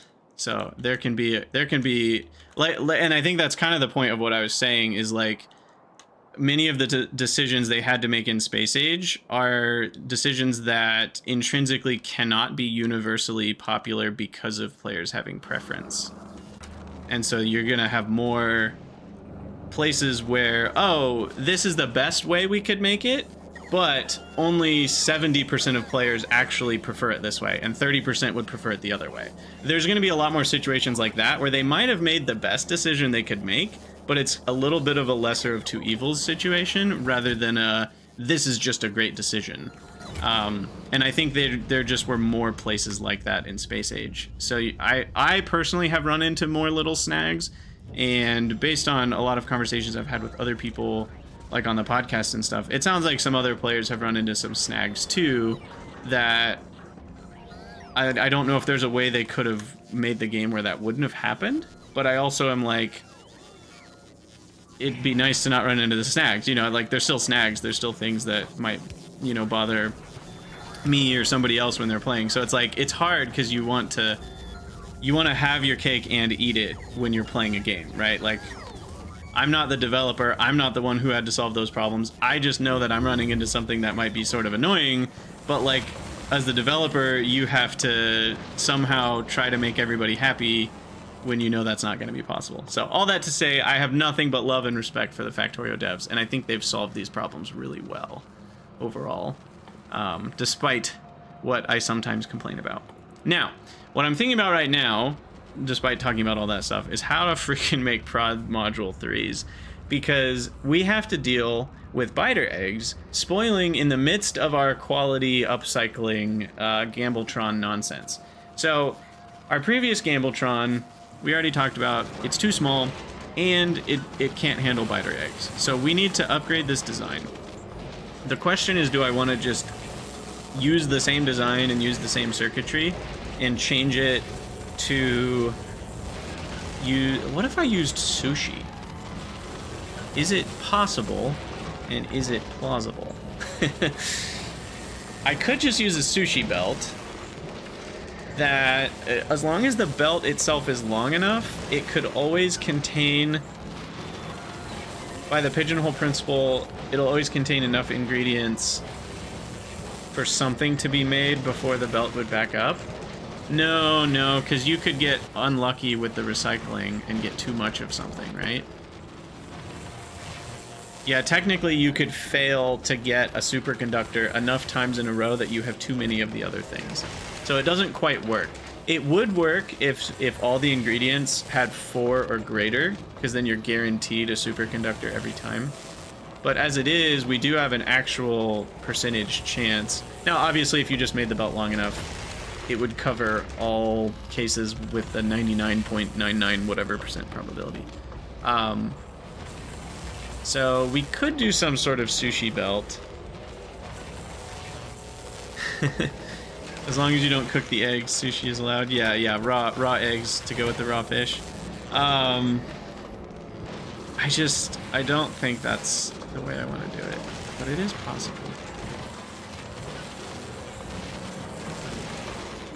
We could, I think I was talking about this in the previous episode when I first was thinking about solutions. We could also make it so that we have enough production that statistically we just have very little to no spoilage because we produce it fast enough that on average we are getting, you know, the ingredients to make a rare or an uncommon fast enough that the spoilage is never really an issue. Okay, that went away so fast. Now here's another, like, I want to see what that alert was. There's no alert history. Where was that attack? I want to go there. And I can't. I don't like that. It makes me feel rushed when I see an alert down here, because if I don't click on it fast enough, it just disappears forever. I know it was probably just turrets getting damaged, so it's not that important. But I like to shore up my defenses whenever they get damaged. And I actually have no way to go do that now. Anyway, I am slightly concerned that these aren't getting built. Seems for good reason. What's happening here?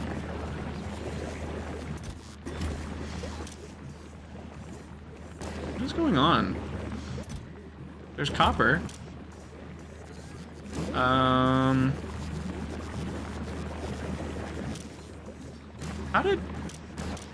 did these get iron in them? Now there's a puzzler.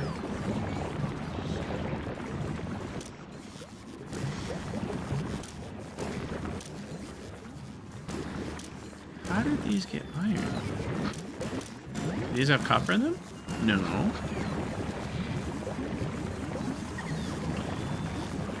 I guess if iron ore was on this belt, it would go left. That's kind of weird, but true. I just don't know how the bacteria would ever have expired on this belt, because it goes straight.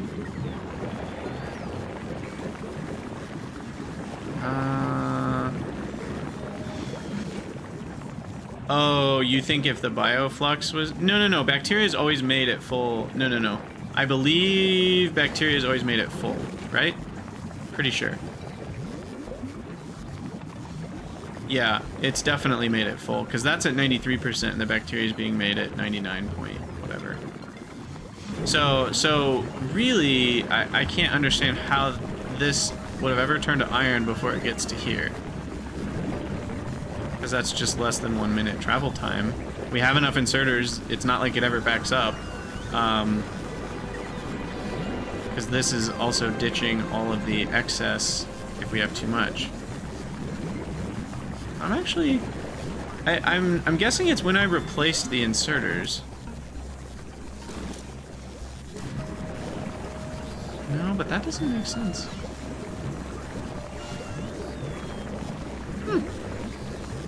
Again, one of those weird Gleba things. Just hashtag just Gleba things. I have no explanation for how that could have happened. It expired in the machine. Is that possible? I don't think so, because these are constantly outputting and that's constantly flowing. So these should never be waiting to output. The chests can't get full because I trash copper or iron once it's past 2,000. So the chests can't get full.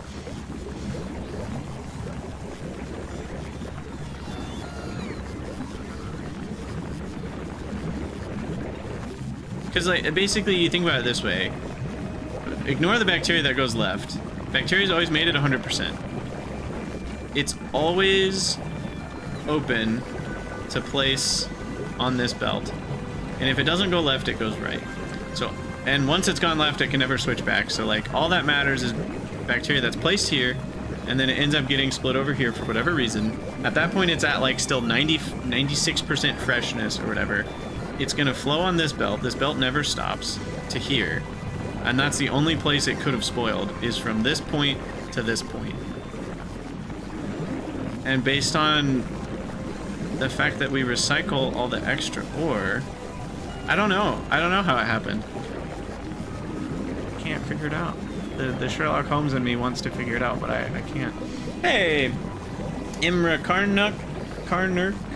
I don't know how to pronounce that, but thank you. I'm glad you enjoy my spaghetti style and causing problems like this. It's this, the stack inserters going back to the belt should have a blacklist for ore. It could grab before your red trashing spoilage. Let me read that again. The stack inserters going back to the belt.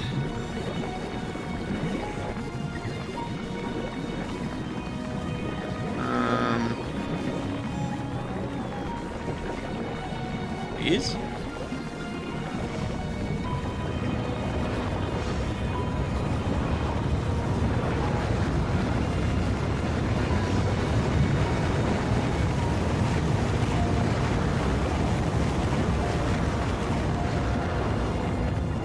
Oh, it was the input that expired in the machine, not the output. I thought you guys were talking about the output. The output can never expire because it gets dumped onto this belt. That's what I was arguing for, and I stand by that. Maybe you guys were talking about the input spoiling. Is that what you were getting at? If so, then that could be possible. It's still less likely, but if we ran out of bioflux, then the input could spoil. That would make sense. So we need a blacklist. Okay, you guys were not clear about that. You can't say something that could be two things. Like right now, actually, it's going to happen because I'm out of bioflux. So whenever rockets come, we have a bioflux issue.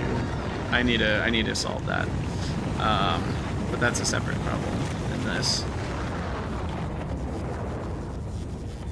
Yeah, so that's a whole nother thing about Gleba is like, oh, you thought about the outputs expiring, but you sure didn't think about the inputs expiring, did you? You know, and that's a whole issue too. Oh, goodness. Okay.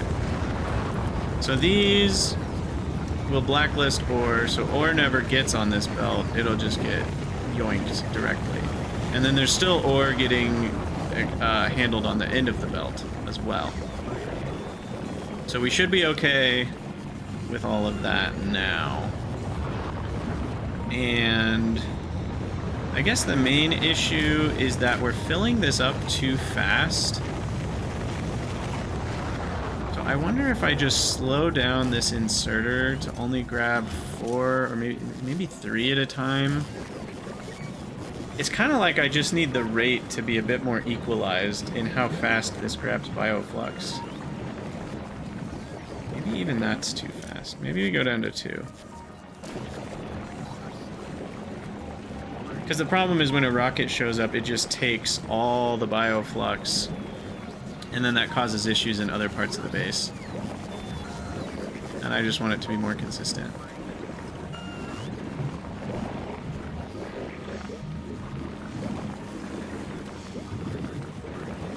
Okay. So I think we're back to okay now. It was certainly the input expiring, and then this was filtering just iron to the right. Machines will back up with ore in them? Wait, how? These are trashing it. The spoilage getter-rid-overs are now also ore getter-rid-overs. So they're getting rid of all the things that can spoil. I think we're okay.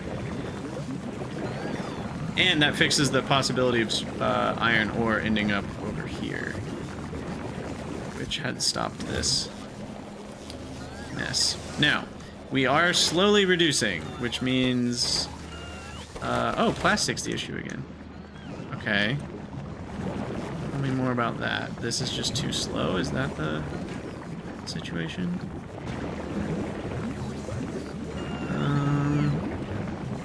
Seems like it.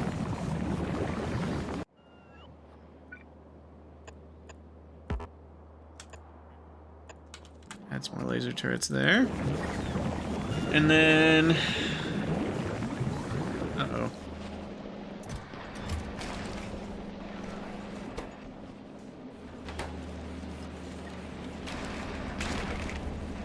$500 not enough? Or does that just mean we don't have enough?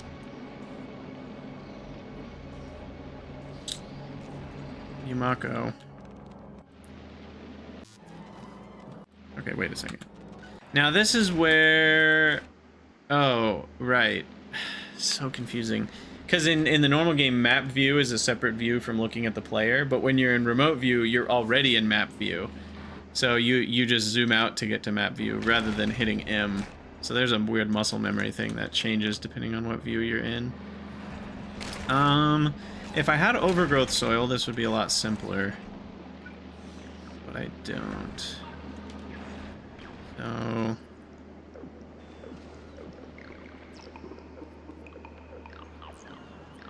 There's really not much space left over here that I can use. Wait. No, that... Yumako's the green one. Now, why did they have to go and confuse us like that?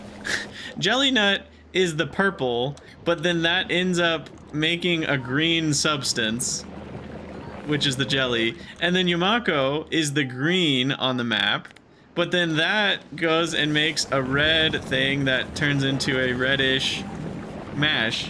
Why must they do that? Why wouldn't they make the redder color go with the redder fruit?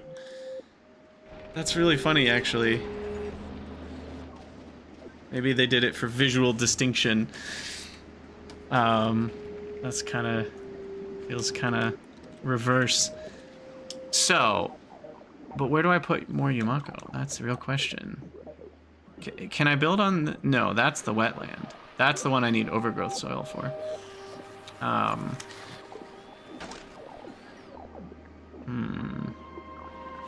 Looks like I could fit like a couple more trees right here.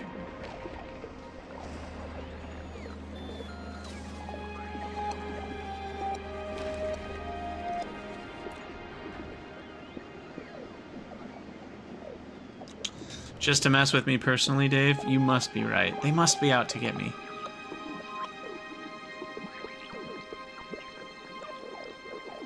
I mean, honestly, there's really... Like, until I do overgrowth soil, I'm kind of just straight up limited on my Yumako amount. Maybe 500 isn't large. Maybe we do need to go higher.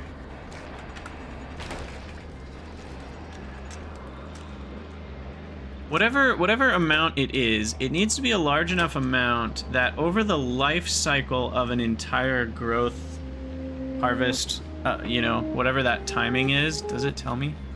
5 minutes. Over the course of 5 minutes,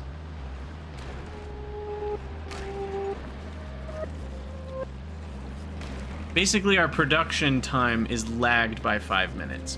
So if I went from needing 0 of the Yumako to needing the full amount that I might ever need, we're 5 minutes from now actually capable of sustaining that. So you need enough storage to handle 5 minutes of your usage time, whatever that is.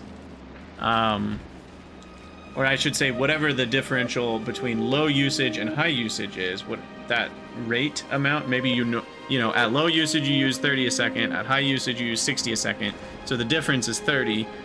So then you need 30 a second times 5 minutes of storage in this chest to compensate.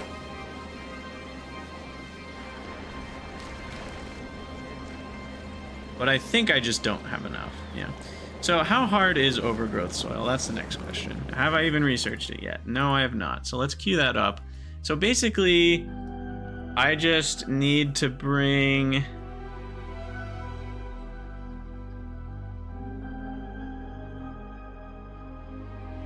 I mean, mean, yeah, I just need biter eggs. So that's nothing else to it. Fun. Okay. So, currently, I don't think I have a space station capable of doing that without the biter egg spoiling. This is making the rounds probably every 20 minutes. And it goes Nauvis Vulcanus Gleba. I could switch that. Or can I? Can I switch that? I can, yeah. I could go Nauvis Gleba Vulcanus.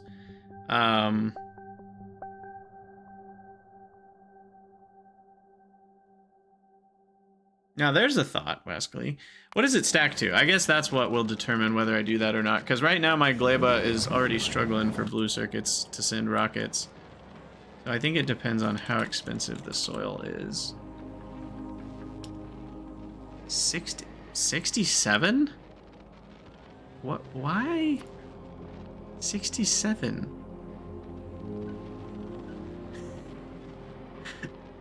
Okay, I guess it's 67. I guess that's a thing.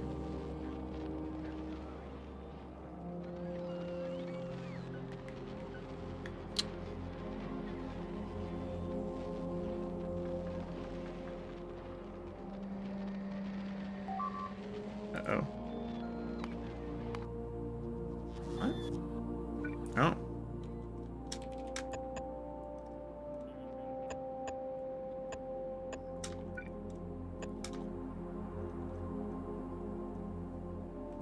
Yeah, I mean, I realize the math that it is 200 thirds. That does not answer the question of why is it 200 thirds instead of just 100 as the rocket capacity. It just feels really...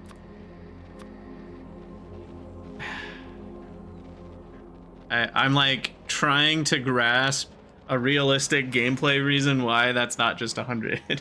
Does it really change something? Was it too strong to be able to send up 100 per rocket? I don't know. That feels... Most of the other rocket capacity things have felt like I get where they're going with this. This one feels very random. Or why not 50? You know, like why not 50 or 100? Why a weird number? Is it a weird number on purpose? Did they want it to feel weird? Did they want you to wonder? I'm trying to like reverse engineer the idea and I can't come up with a good one. Anyway, all that to say, the overgrowth has terrible rocket capacity. So you need like a lot of rockets to send back overgrowth soil. I mean, Dave, I understand that it could be calculated automatically for modded stuff, and they would want that to be in the game. I would also imagine they would and did do a manual pass on every single item, because there's not that many items in vanilla.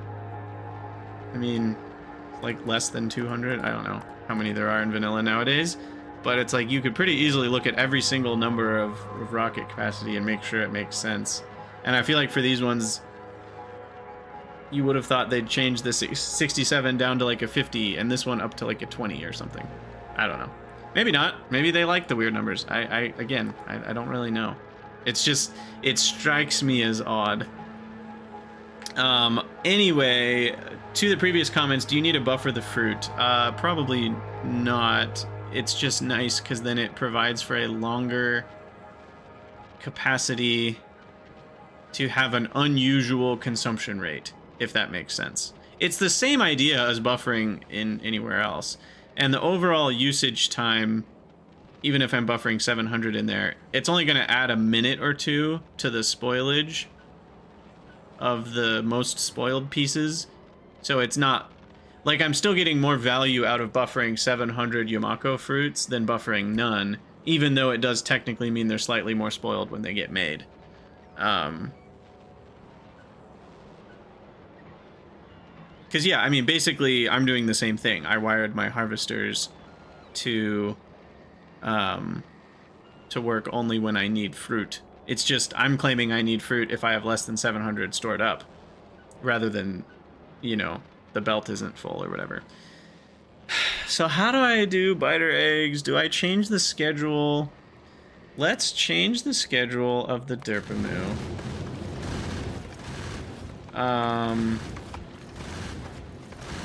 Let's just do it.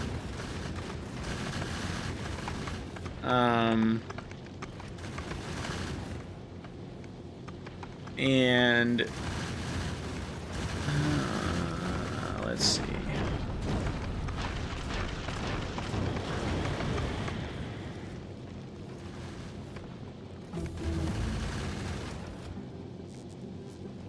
Do I want... Okay, so it's gonna go to Nauvis. Right now, I'm forcing a 10-minute wait on Nauvis, and that was because we weren't having enough time to actually produce, whatchamacallit, the bullets that we needed for the trip. So it was kind of necessary, but that's going to be biter spoilage time now. But maybe that's okay. They do have a 30-minute timer. Maybe we'll be fine. Maybe we'll add a... Let's try it. What's the worst thing that happens? Everything blows up? I've seen worse. Okay, no group assigned. Biter egg. What's this rocket capacity? 500? Oh my. No, we're gonna minimum payload this and only do... How many do we need per soil? We need 10 per soil? This is gonna be a slow process though. Maybe 500 feels like a lot though. Am I making enough? How many biter eggs am I making?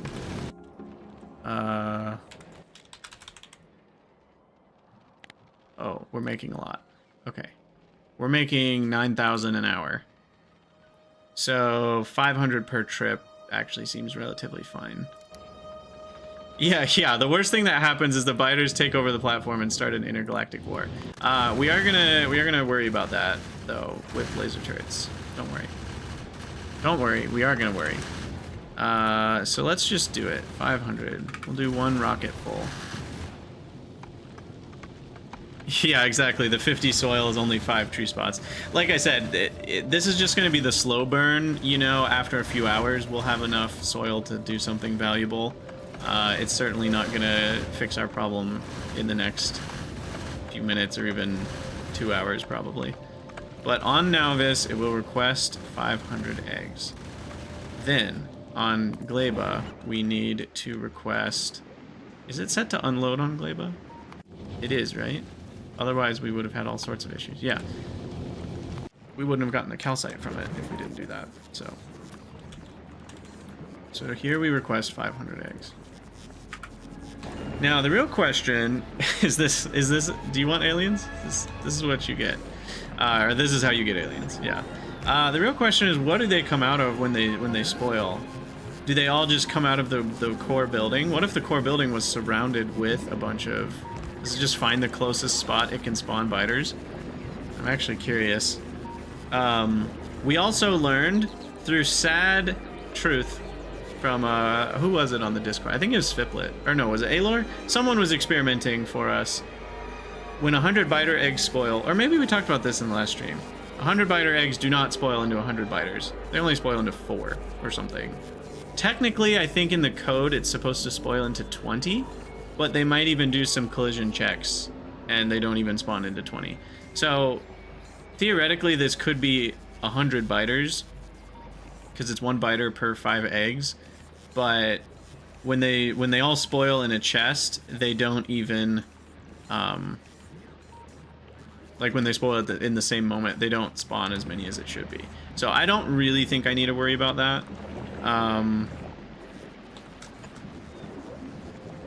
So I just realized not all of our rocket turrets have power, so I need to do a quick check. Make sure. All the inserters have power.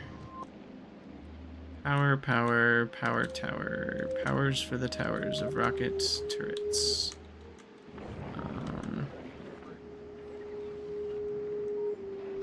I think we're good. Yeah, it might have been Lodro. Okay, so the biter eggs are gonna get here. And then, after that, we need to then quickly process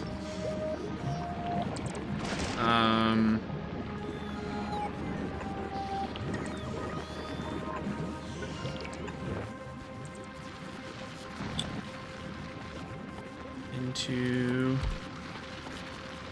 overgrowth.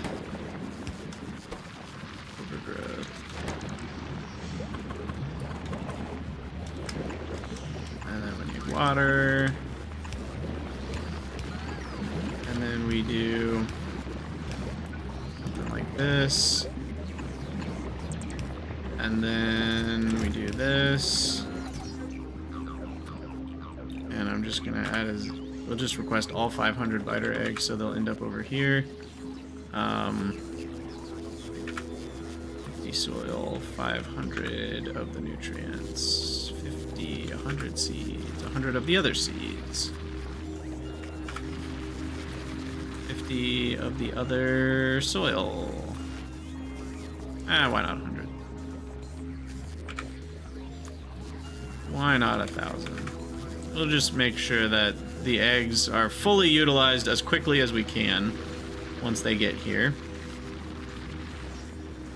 And Jonesy?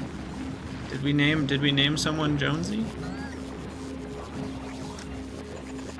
And then we'll put some guarantees that everything goes okay.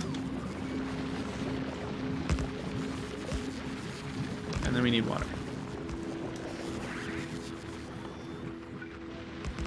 Which, ooh, look at that. You don't normally get water that easily. I do need to make offshore pumps, but...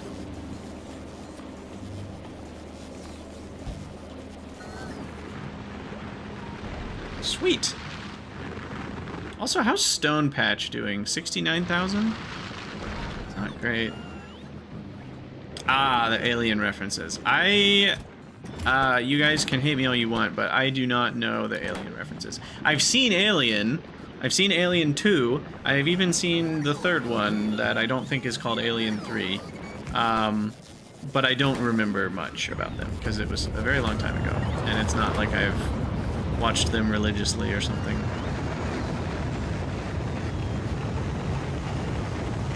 Alright, so the next trip should have the eggs. Do we have the eggs with us?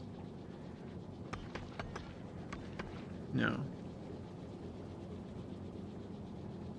It will be... Okay, now it's about to grab eggs from Nauvis and then go to Glaiva. So we're about to see... Oh, you're right. It's aliens. My B. It's the plural of alien. Aliens 2, the second. Anyway, okay, so this is gonna grab the eggs from Nauvis. It will wait for 10 minutes. That's definitely pushing it, but I think we'll be okay, because we're keeping the eggs on a... What are the most spoiled eggs? Oh, God. They're getting down to 20 minutes at their most spoiled already? Ew, that's a little risky.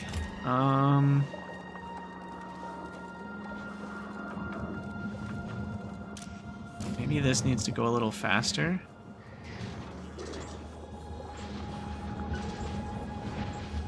Why am I... Shouldn't this... I did some weird crap here. What did I do? You know, I don't know if you guys are ever this way. When you're doing something, it makes all this sense. You feel brilliant. It feels like great ideas. And then future you comes back on a different day, and you're like, what the hell was this person thinking when they set this up? Like, why didn't I just... have all of them run constantly. Was it because I was worried about bioflux consumption? Because these do not consume bioflux quickly. And they're already all running constantly. So why am I not just Also, I'm not outputting the spoilage, which is a different problem that I just now realized. But why am I not constantly outputting the eggs? And then when this chest gets too full, we start burning the extras. Why am I not doing that? Does anyone know? Is there a good reason why I'm not doing that? Or is this truly just an act of insanity that past Krydax set up here? Because then that guarantees we have the freshest eggs possible at all times. Rather than what I'm doing right now, which is this weird siphoning off some if I need to. As to Wesley and Aelor saying, why do I have a chest? That's because you might want more than 500 eggs at one time, which is all these have. So there's a little, again, it's the same argument as with the jelly nut, no, the Yumako mesh, where it's like having a little bit of a buffer makes some amount of sense. But what makes less sense is the method in which I'm doing this. Really, this is some serious. This is some grade A spaghetti that we cooked up here that is totally unnecessary. Yeah, what we're gonna do is we're just gonna... Well, I guess I can just turn off that. We're just gonna run these constantly. The outputs. I'm going to disconnect whatever the heck this chaos is. Is this even connected to? Inserter? Yeah. Ditch all that. This guy. These don't need to be connected. I don't even know. Uh-oh, what is that connected to? Is that connected to a what? What?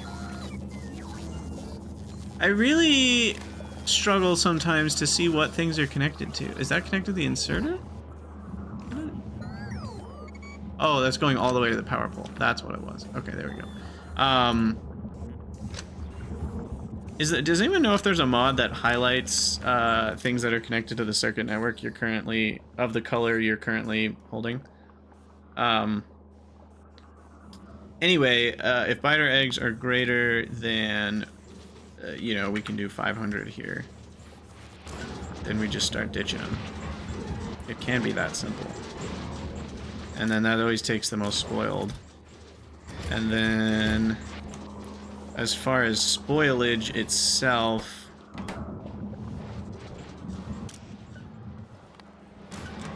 we'll see less spoilage if the stack size is 1. No, that's not true, sorry. Because we'll still randomly grab an almost spoiled bioflux from time to time. So then we will end up with spoilage on this belt. That's fine. We just need a filter. Get rid of it. In fact, no, we're not gonna... It's gonna be such a small amount of spoilage, I'd rather just burn it.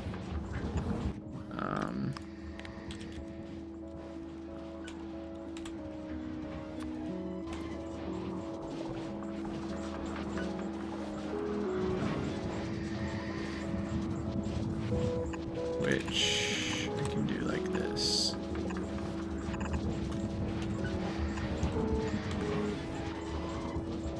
Okay.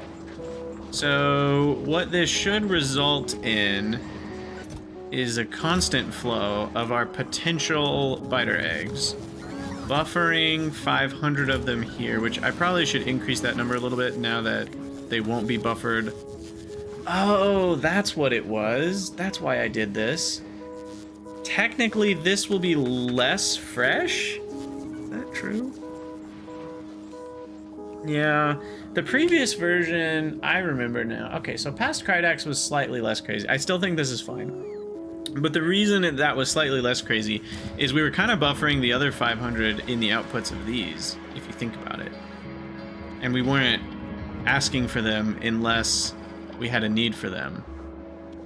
So that was kind of our way of buffering 1,000 eggs rather than 500. and it actually was keeping the 500 that were locked in these fresher. But at the end of the day, I think this is probably just a better system. Man, what chaos. Now, on that note, the Derpamu should have some ticking time bombs already good to go up here. Here we are. So these are already 17 minutes remaining, and then we've still got 5 minutes left here, so that's going to be down to 12 minutes. It certainly is going to give us a run for the money. And we have no laser turrets, do we? Oh, thank goodness. Okay. The problem is I have no concept of where the biters might spawn if they were to decide they wanted to make their home on this beautiful little space station so they could lay eggs in unsuspecting people's faces. I know they don't lay the eggs in the faces, don't. Well, actually, me.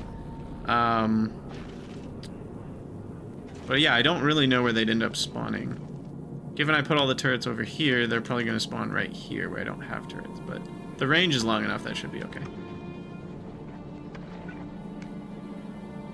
I guess I could fit one in here. And here.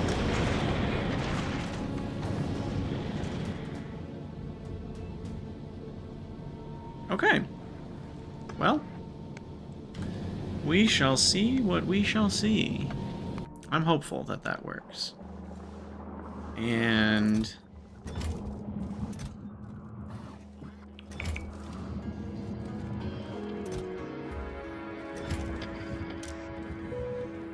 this should, yep, right about now, start taking some out. Perfect. I don't want to force it to leave because I want to see if the normal schedule works. I mean, I guess maybe your point is that these will end up being slightly less... Like, my new system should result in slightly fresher eggs, so I should give it a benefit on this one because they're slightly less fresh eggs, but looking at the numbers, I think it's okay. I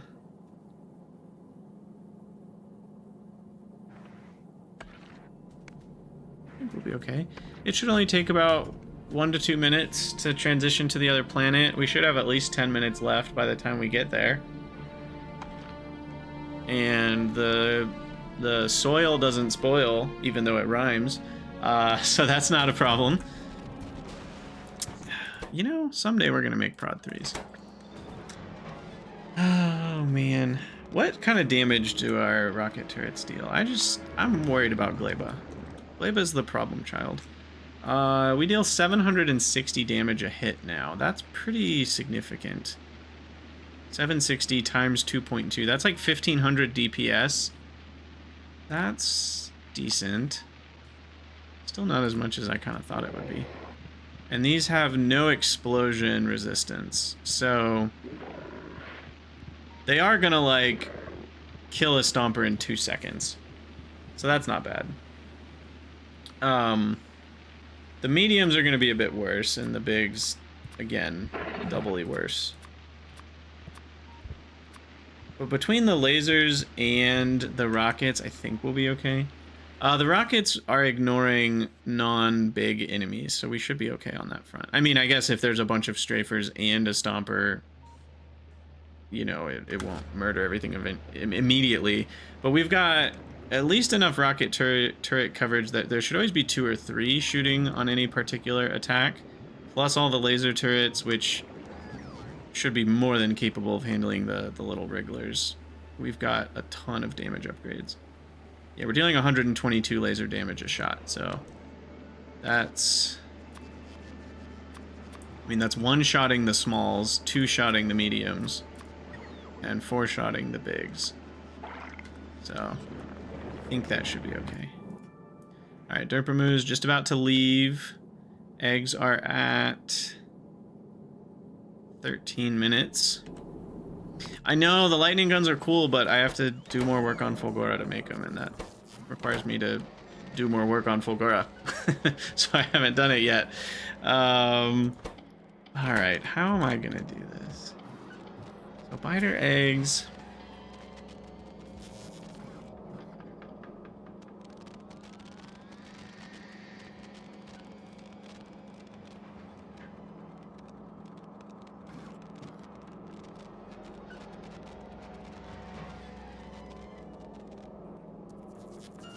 Really is weird how we're gonna get a random amount of freshness from it. I really wish you could... I guess what we could do... This feels... No, because then if we request too many, we'll get... Yeah, this is... The best solution would be what other people have already talked about, which is don't take them out of the nests unless you need them. That does require more than 5 nests, I think. You know, if we had been able to capture... If we, like, captured all of these, we'd probably be okay. But with only 5 nests, I like my buffering idea, and I'll go with it for now. But that we are going to end up with really a timer of, like, 25 minutes rather than 30. Then... It'll take them a couple minutes to get here. So then from inception to making prod 3s, we should be fine for making the prod 3s themselves. The issue is the higher quality ones once we've recycled. You don't see a base capable of supporting that much prod 3 crafting?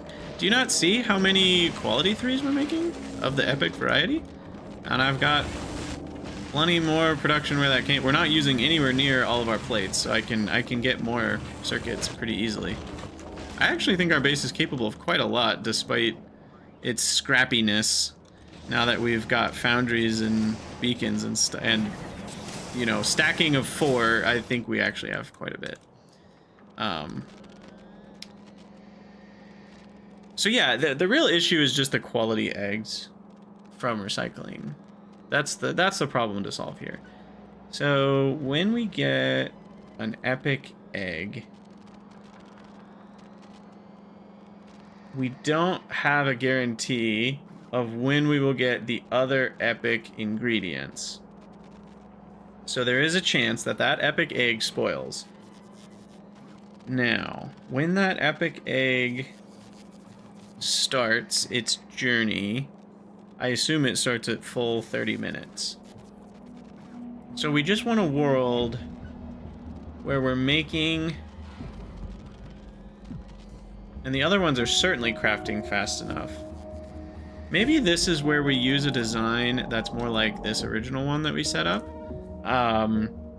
Because this way all the eggs end up in a chest, and we can use them together. I might do a design that's more like this. Because this guarantees...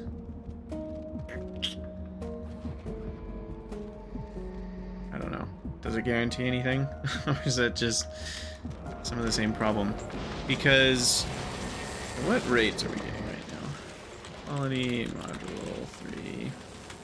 Oh, we're an hour and 20 minutes in this video? Wonderful. Why is this so much worse? I feel like that's just bad luck, right? These have been running.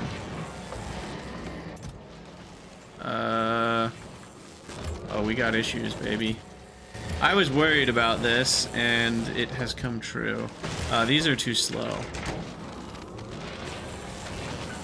to handle these two having epics in them, and the recycler having epics.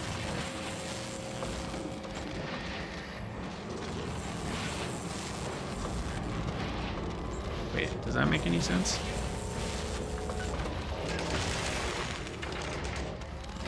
It isn't finishing?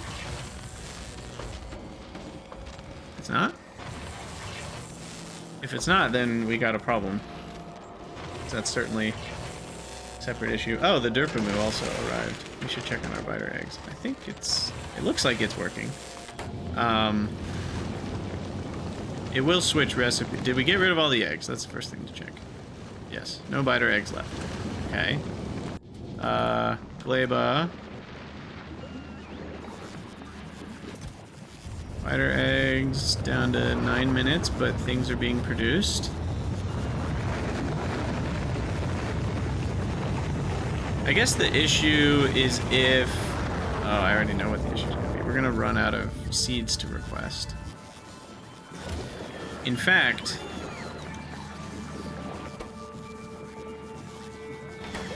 Do we have... Yeah...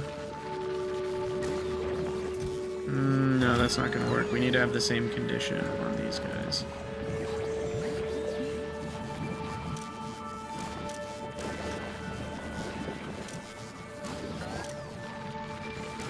Oh, I'm copying that one. There we go. Okay. So this way we won't use up all the seeds. But that does mean we actually will have biter eggs spoiling right here once we run out of seeds. So that's worth remembering. Okay, but there we go. Overgrowth. Yay! I meant...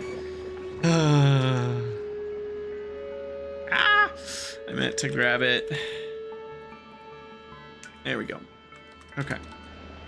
So now... Beep, beep, beep, beep. Ta-da! This will get us, hopefully, enough fruit to maintain what we want.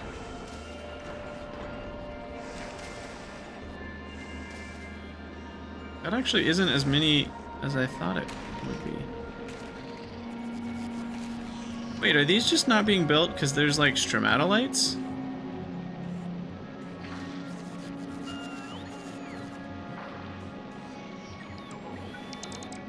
Oh, okay, that's interesting.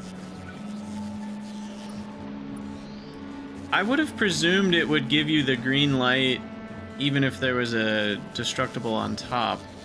I think that's true. Well, these... Oh, okay, so I'm missing out on a couple harvestable spots because I didn't know the stromatolites were a separate issue. They harvest the trees automatically, but not the stromatolites, which makes some amount of sense because they're not trees. I just hadn't really thought to look for that before. So that opens up a couple more spots as well. Where's my fourth one? Here, this one. Any stromatolites in your purview? No, it doesn't seem like it. Okay. Well, that being said, okay, so we need to be done with this YouTube recording soon because we're an hour and 22 minutes in, but I do want to think a little bit about this egg spoilage issue. Someone else had mentioned just making higher quality eggs because eggs recycle into eggs, so we can just make... We can kind of make the higher quality eggs on demand to supplement the ones we already have, and then we just shoot whatever biters end up spawning.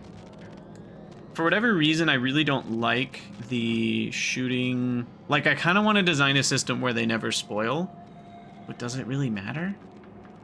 Our laser turrets are going to kill them so quickly that, like, I really don't think it's that big of a deal if we just let them spoil when it happens. And when they spoil, that just means we will need to, on purpose, produce some of the higher quality eggs when needed. So I think I'm just going to design basically a normal system that will work for the other modules too. It just will have the ability to add in the higher quality eggs where they're needed. When they're needed, because some of them have already spoiled. And then I don't have to worry about any of the other problems. And we're going to make a bigger system. I think I'll make it this size, but with only one set of belts and combinators and such.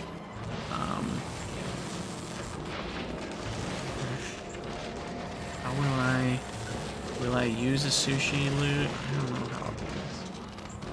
The reason this works so nice is because it's all accessible from the chest.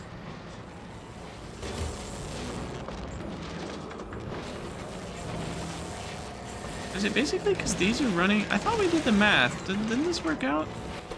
No, I guess not. One of these running... Oh, did I not math out the thing running itself? Because these produce a crafting speed, after accounting for productivity, of about 6. which is meaning this is producing about 3/4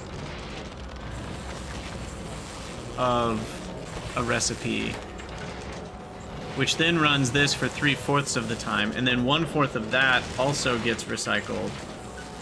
That still doesn't add up to 1. I'm not sure where the extra is coming from.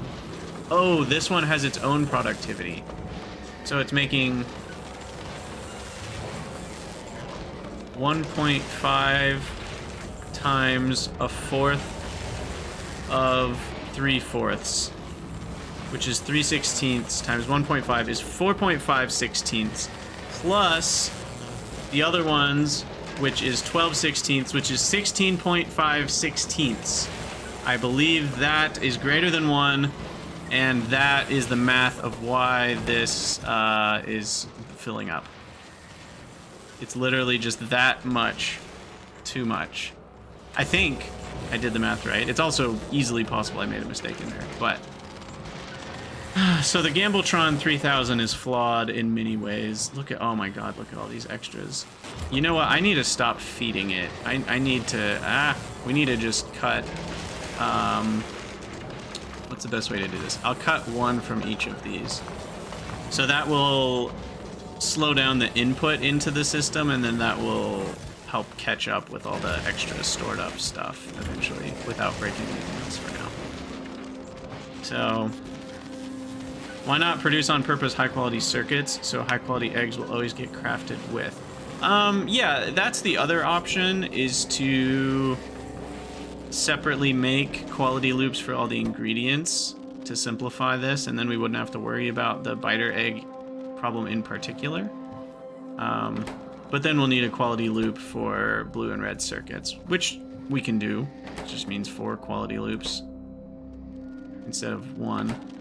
And you do lose out on the... If you force high quality on this, you lose out on the quality chance to upgrade. So it would almost be better to like halfway force the quality. Yeah, but then you get into the whole quality rabbit hole, which I'm sure you guys know all about. So I think it's just easier to either do it all or do nothing. Just quality loop the iron plates. Yeah, exactly. We'll just make everything legendary from minute 1. How about? Oh, this game is so fun. I love it. I love it. I love it. But yeah, the quality stuff I think is really complicated. And I love it, but it's also really complicated. So I think in this case, for now, we're gonna stick with we start with common ingredients, and we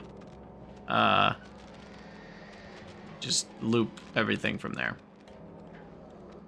At some point, we might do a base, and probably not ever in this playthrough, but at some point we might do a base where we focus on making higher quality ingredients at each step along the chain, and then deal with the chaos that creates. But that certainly does create chaos. It's not something that you can just easily do on demand. Now, what we could do on demand is instead we take, like, we basically only make epic red circuits and epic blue circuits, and then we use all of those to only make epic prod 3s. But then we're just doing what we're doing here 1 step earlier, and that actually doesn't really change all that much. It does in the sense that you can use the rejects to go do something else, but then you might mess with those ratios. So it really, there's no way to cut it that makes it simple, that's for sure. And I really like that. As much as I still have some weird, not weird, but some hot takes about quality, and I don't actually know if it's all good, I really love playing with it. It's really fun. It's such a fun concept to deal with. And the Gambletron, I mean, think of how many players have made their own version of the Gambletron. Like, that alone is really fun. And there's so many different ways to make it. So many circuit controlled versions, so many non-circuit controlled versions. I think it's really cool. And it's all to do something you don't even have to do to play the game or beat the game. And that's really cool. So I like quality. What can I say? But yeah, we're gonna have to call it an episode here. I will, let's see. take a picture. Wow, these rocket turrets are like almost invisible. Gleba being damaged?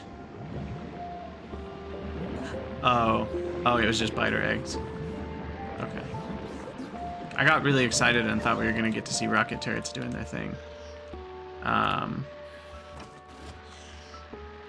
Yeah, these certainly don't. Yeah, there's a good picture of one. I want to see one shooting though. I bet they look really cool. But yeah, for those of you from future YouTube, we'll have to call it an episode here at an hour and a half. Oh my god. Sorry, everybody. As always, let me know what you think down in the comments, and I'll see you in the next episode.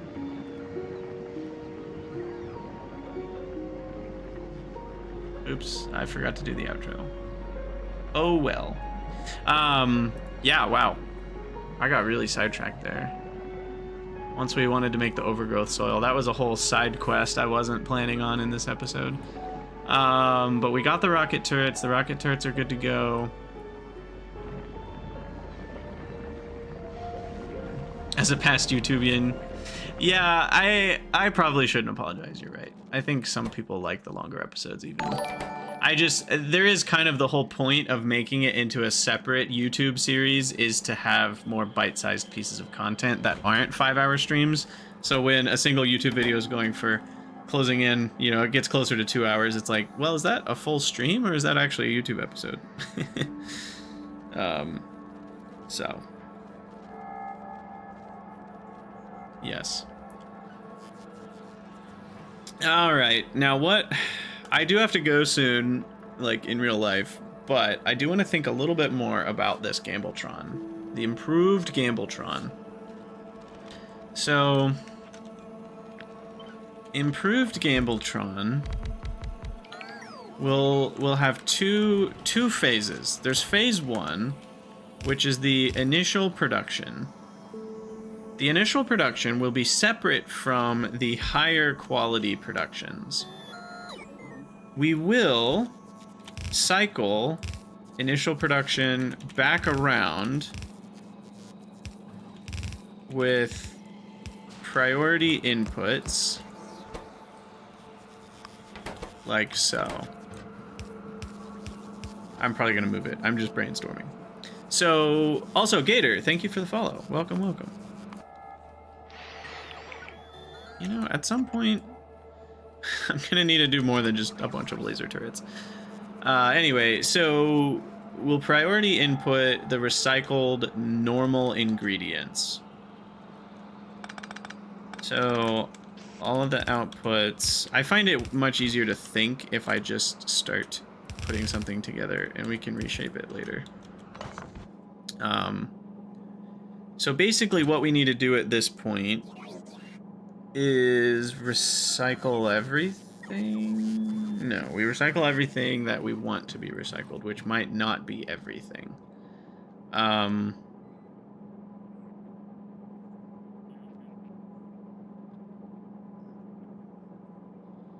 easiest way to do this. So if I do normies go left, and then I do uncommons go left.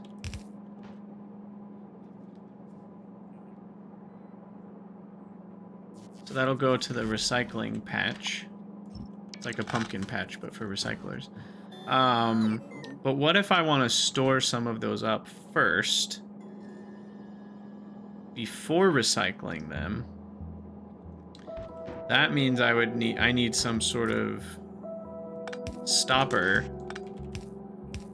and this will only put into the recycling if we already have enough, because I don't always want only the max tier of something.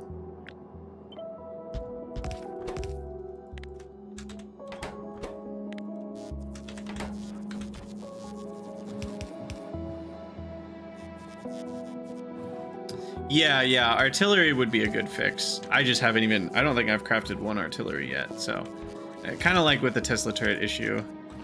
There are fixes out there, I just am too lazy to do any of them. So we will remain watching laser turrets get damaged just a little bit, but take care of the attack, probably for a long time. And I think this is part of why I haven't played with biters for most of my Factorio career. I don't find it that interesting. Like, these are the problems I like to solve. The idea of I could craft some artillery, place it all around the perimeter, and then that would take care of my biter problem. It's cool to watch the artillery shoot, but that's about it. I don't actually find it's not a fun problem to solve for me. It's just like, well, okay, we just gotta do the manual labor of placing it and get the artillery shells to all the places, and then we're done. And now we've solved biters forever. And I don't know, I've never enjoyed that particular challenge that much, which is why I've played with biters off for most of my Factorio career. And that's probably why I'm not doing much about it right now. So I've got a solution that works. And therefore, I went on to other problems. Okay, so anyway, this is gonna make modules.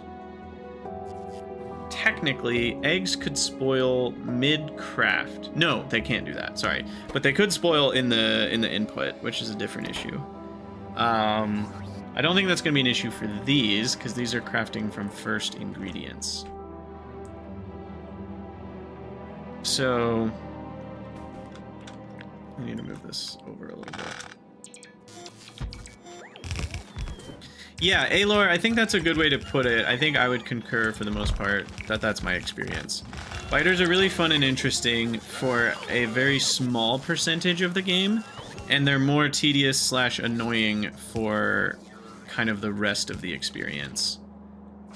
So, you know, grand total, that has them being not that interesting of an experience for me. I do think the expansion has helped slightly. I don't think it's helped biters be more interesting, though. Biters kind of still feel the same as they've always felt, and now you just have even more ways you can handle them in the late game, but that doesn't really change anything about it for me. And with the fact that you can only be on one planet, I actually think that makes expansion less fun of a mechanic. Even not expand, but I don't know. I think I like the demolishers the best. It's kind of that freight forwarding mentality where it's like, oh, I can go capture new territory whenever I want, but I don't have to worry about my base being attacked while I'm not there. I don't find that fun. Again, I know some people do. It's just not my cup of tea. So, and then we come back to that idea of, well, you're supposed to automate your defenses so they can never get through, in which case that's just another type of design challenge, and once you accomplish it, you've accomplished it. It's just not the type of design challenge that I like to solve. I like to solve other types, like the more factory types. Now, I'm still thinking about this. I'm just not using my words today very well. So this is not going to have any eggs in it, so that doesn't have to worry about spoilage. Let me just put some recyclers here so I can just remember that's what's happening over here. So this is recycle zone. And then this is where... So then recycle zone is where the eggs will happen. So this is where the actual sorting kind of needs to happen.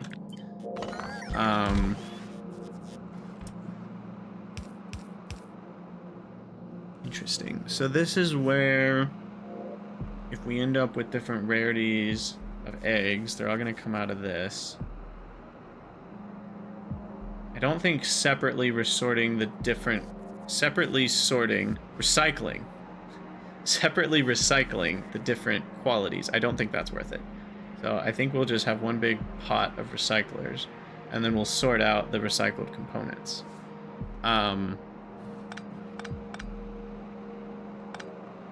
In those,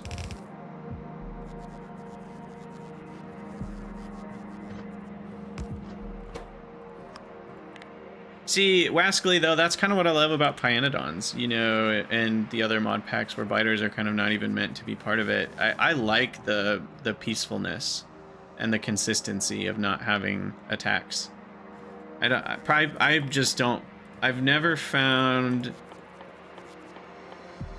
a Factorio playthrough where I get consistently attacked to be more fun because of it. It's more of a fun thing once in a while as like a challenge, like Warptorio or something.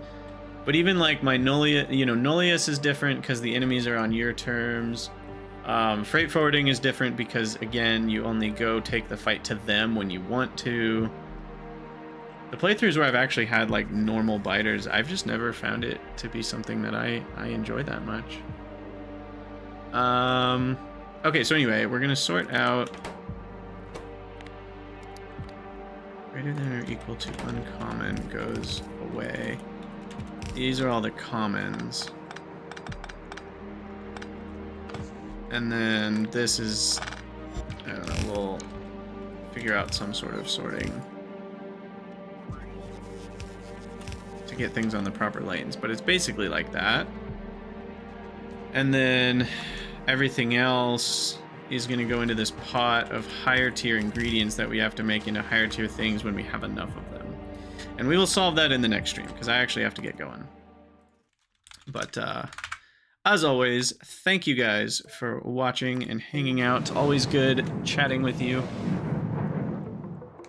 Oh, look at the cool... Oh, man, it just disappeared. There's like little wires hanging off of the signals on the side of a train track.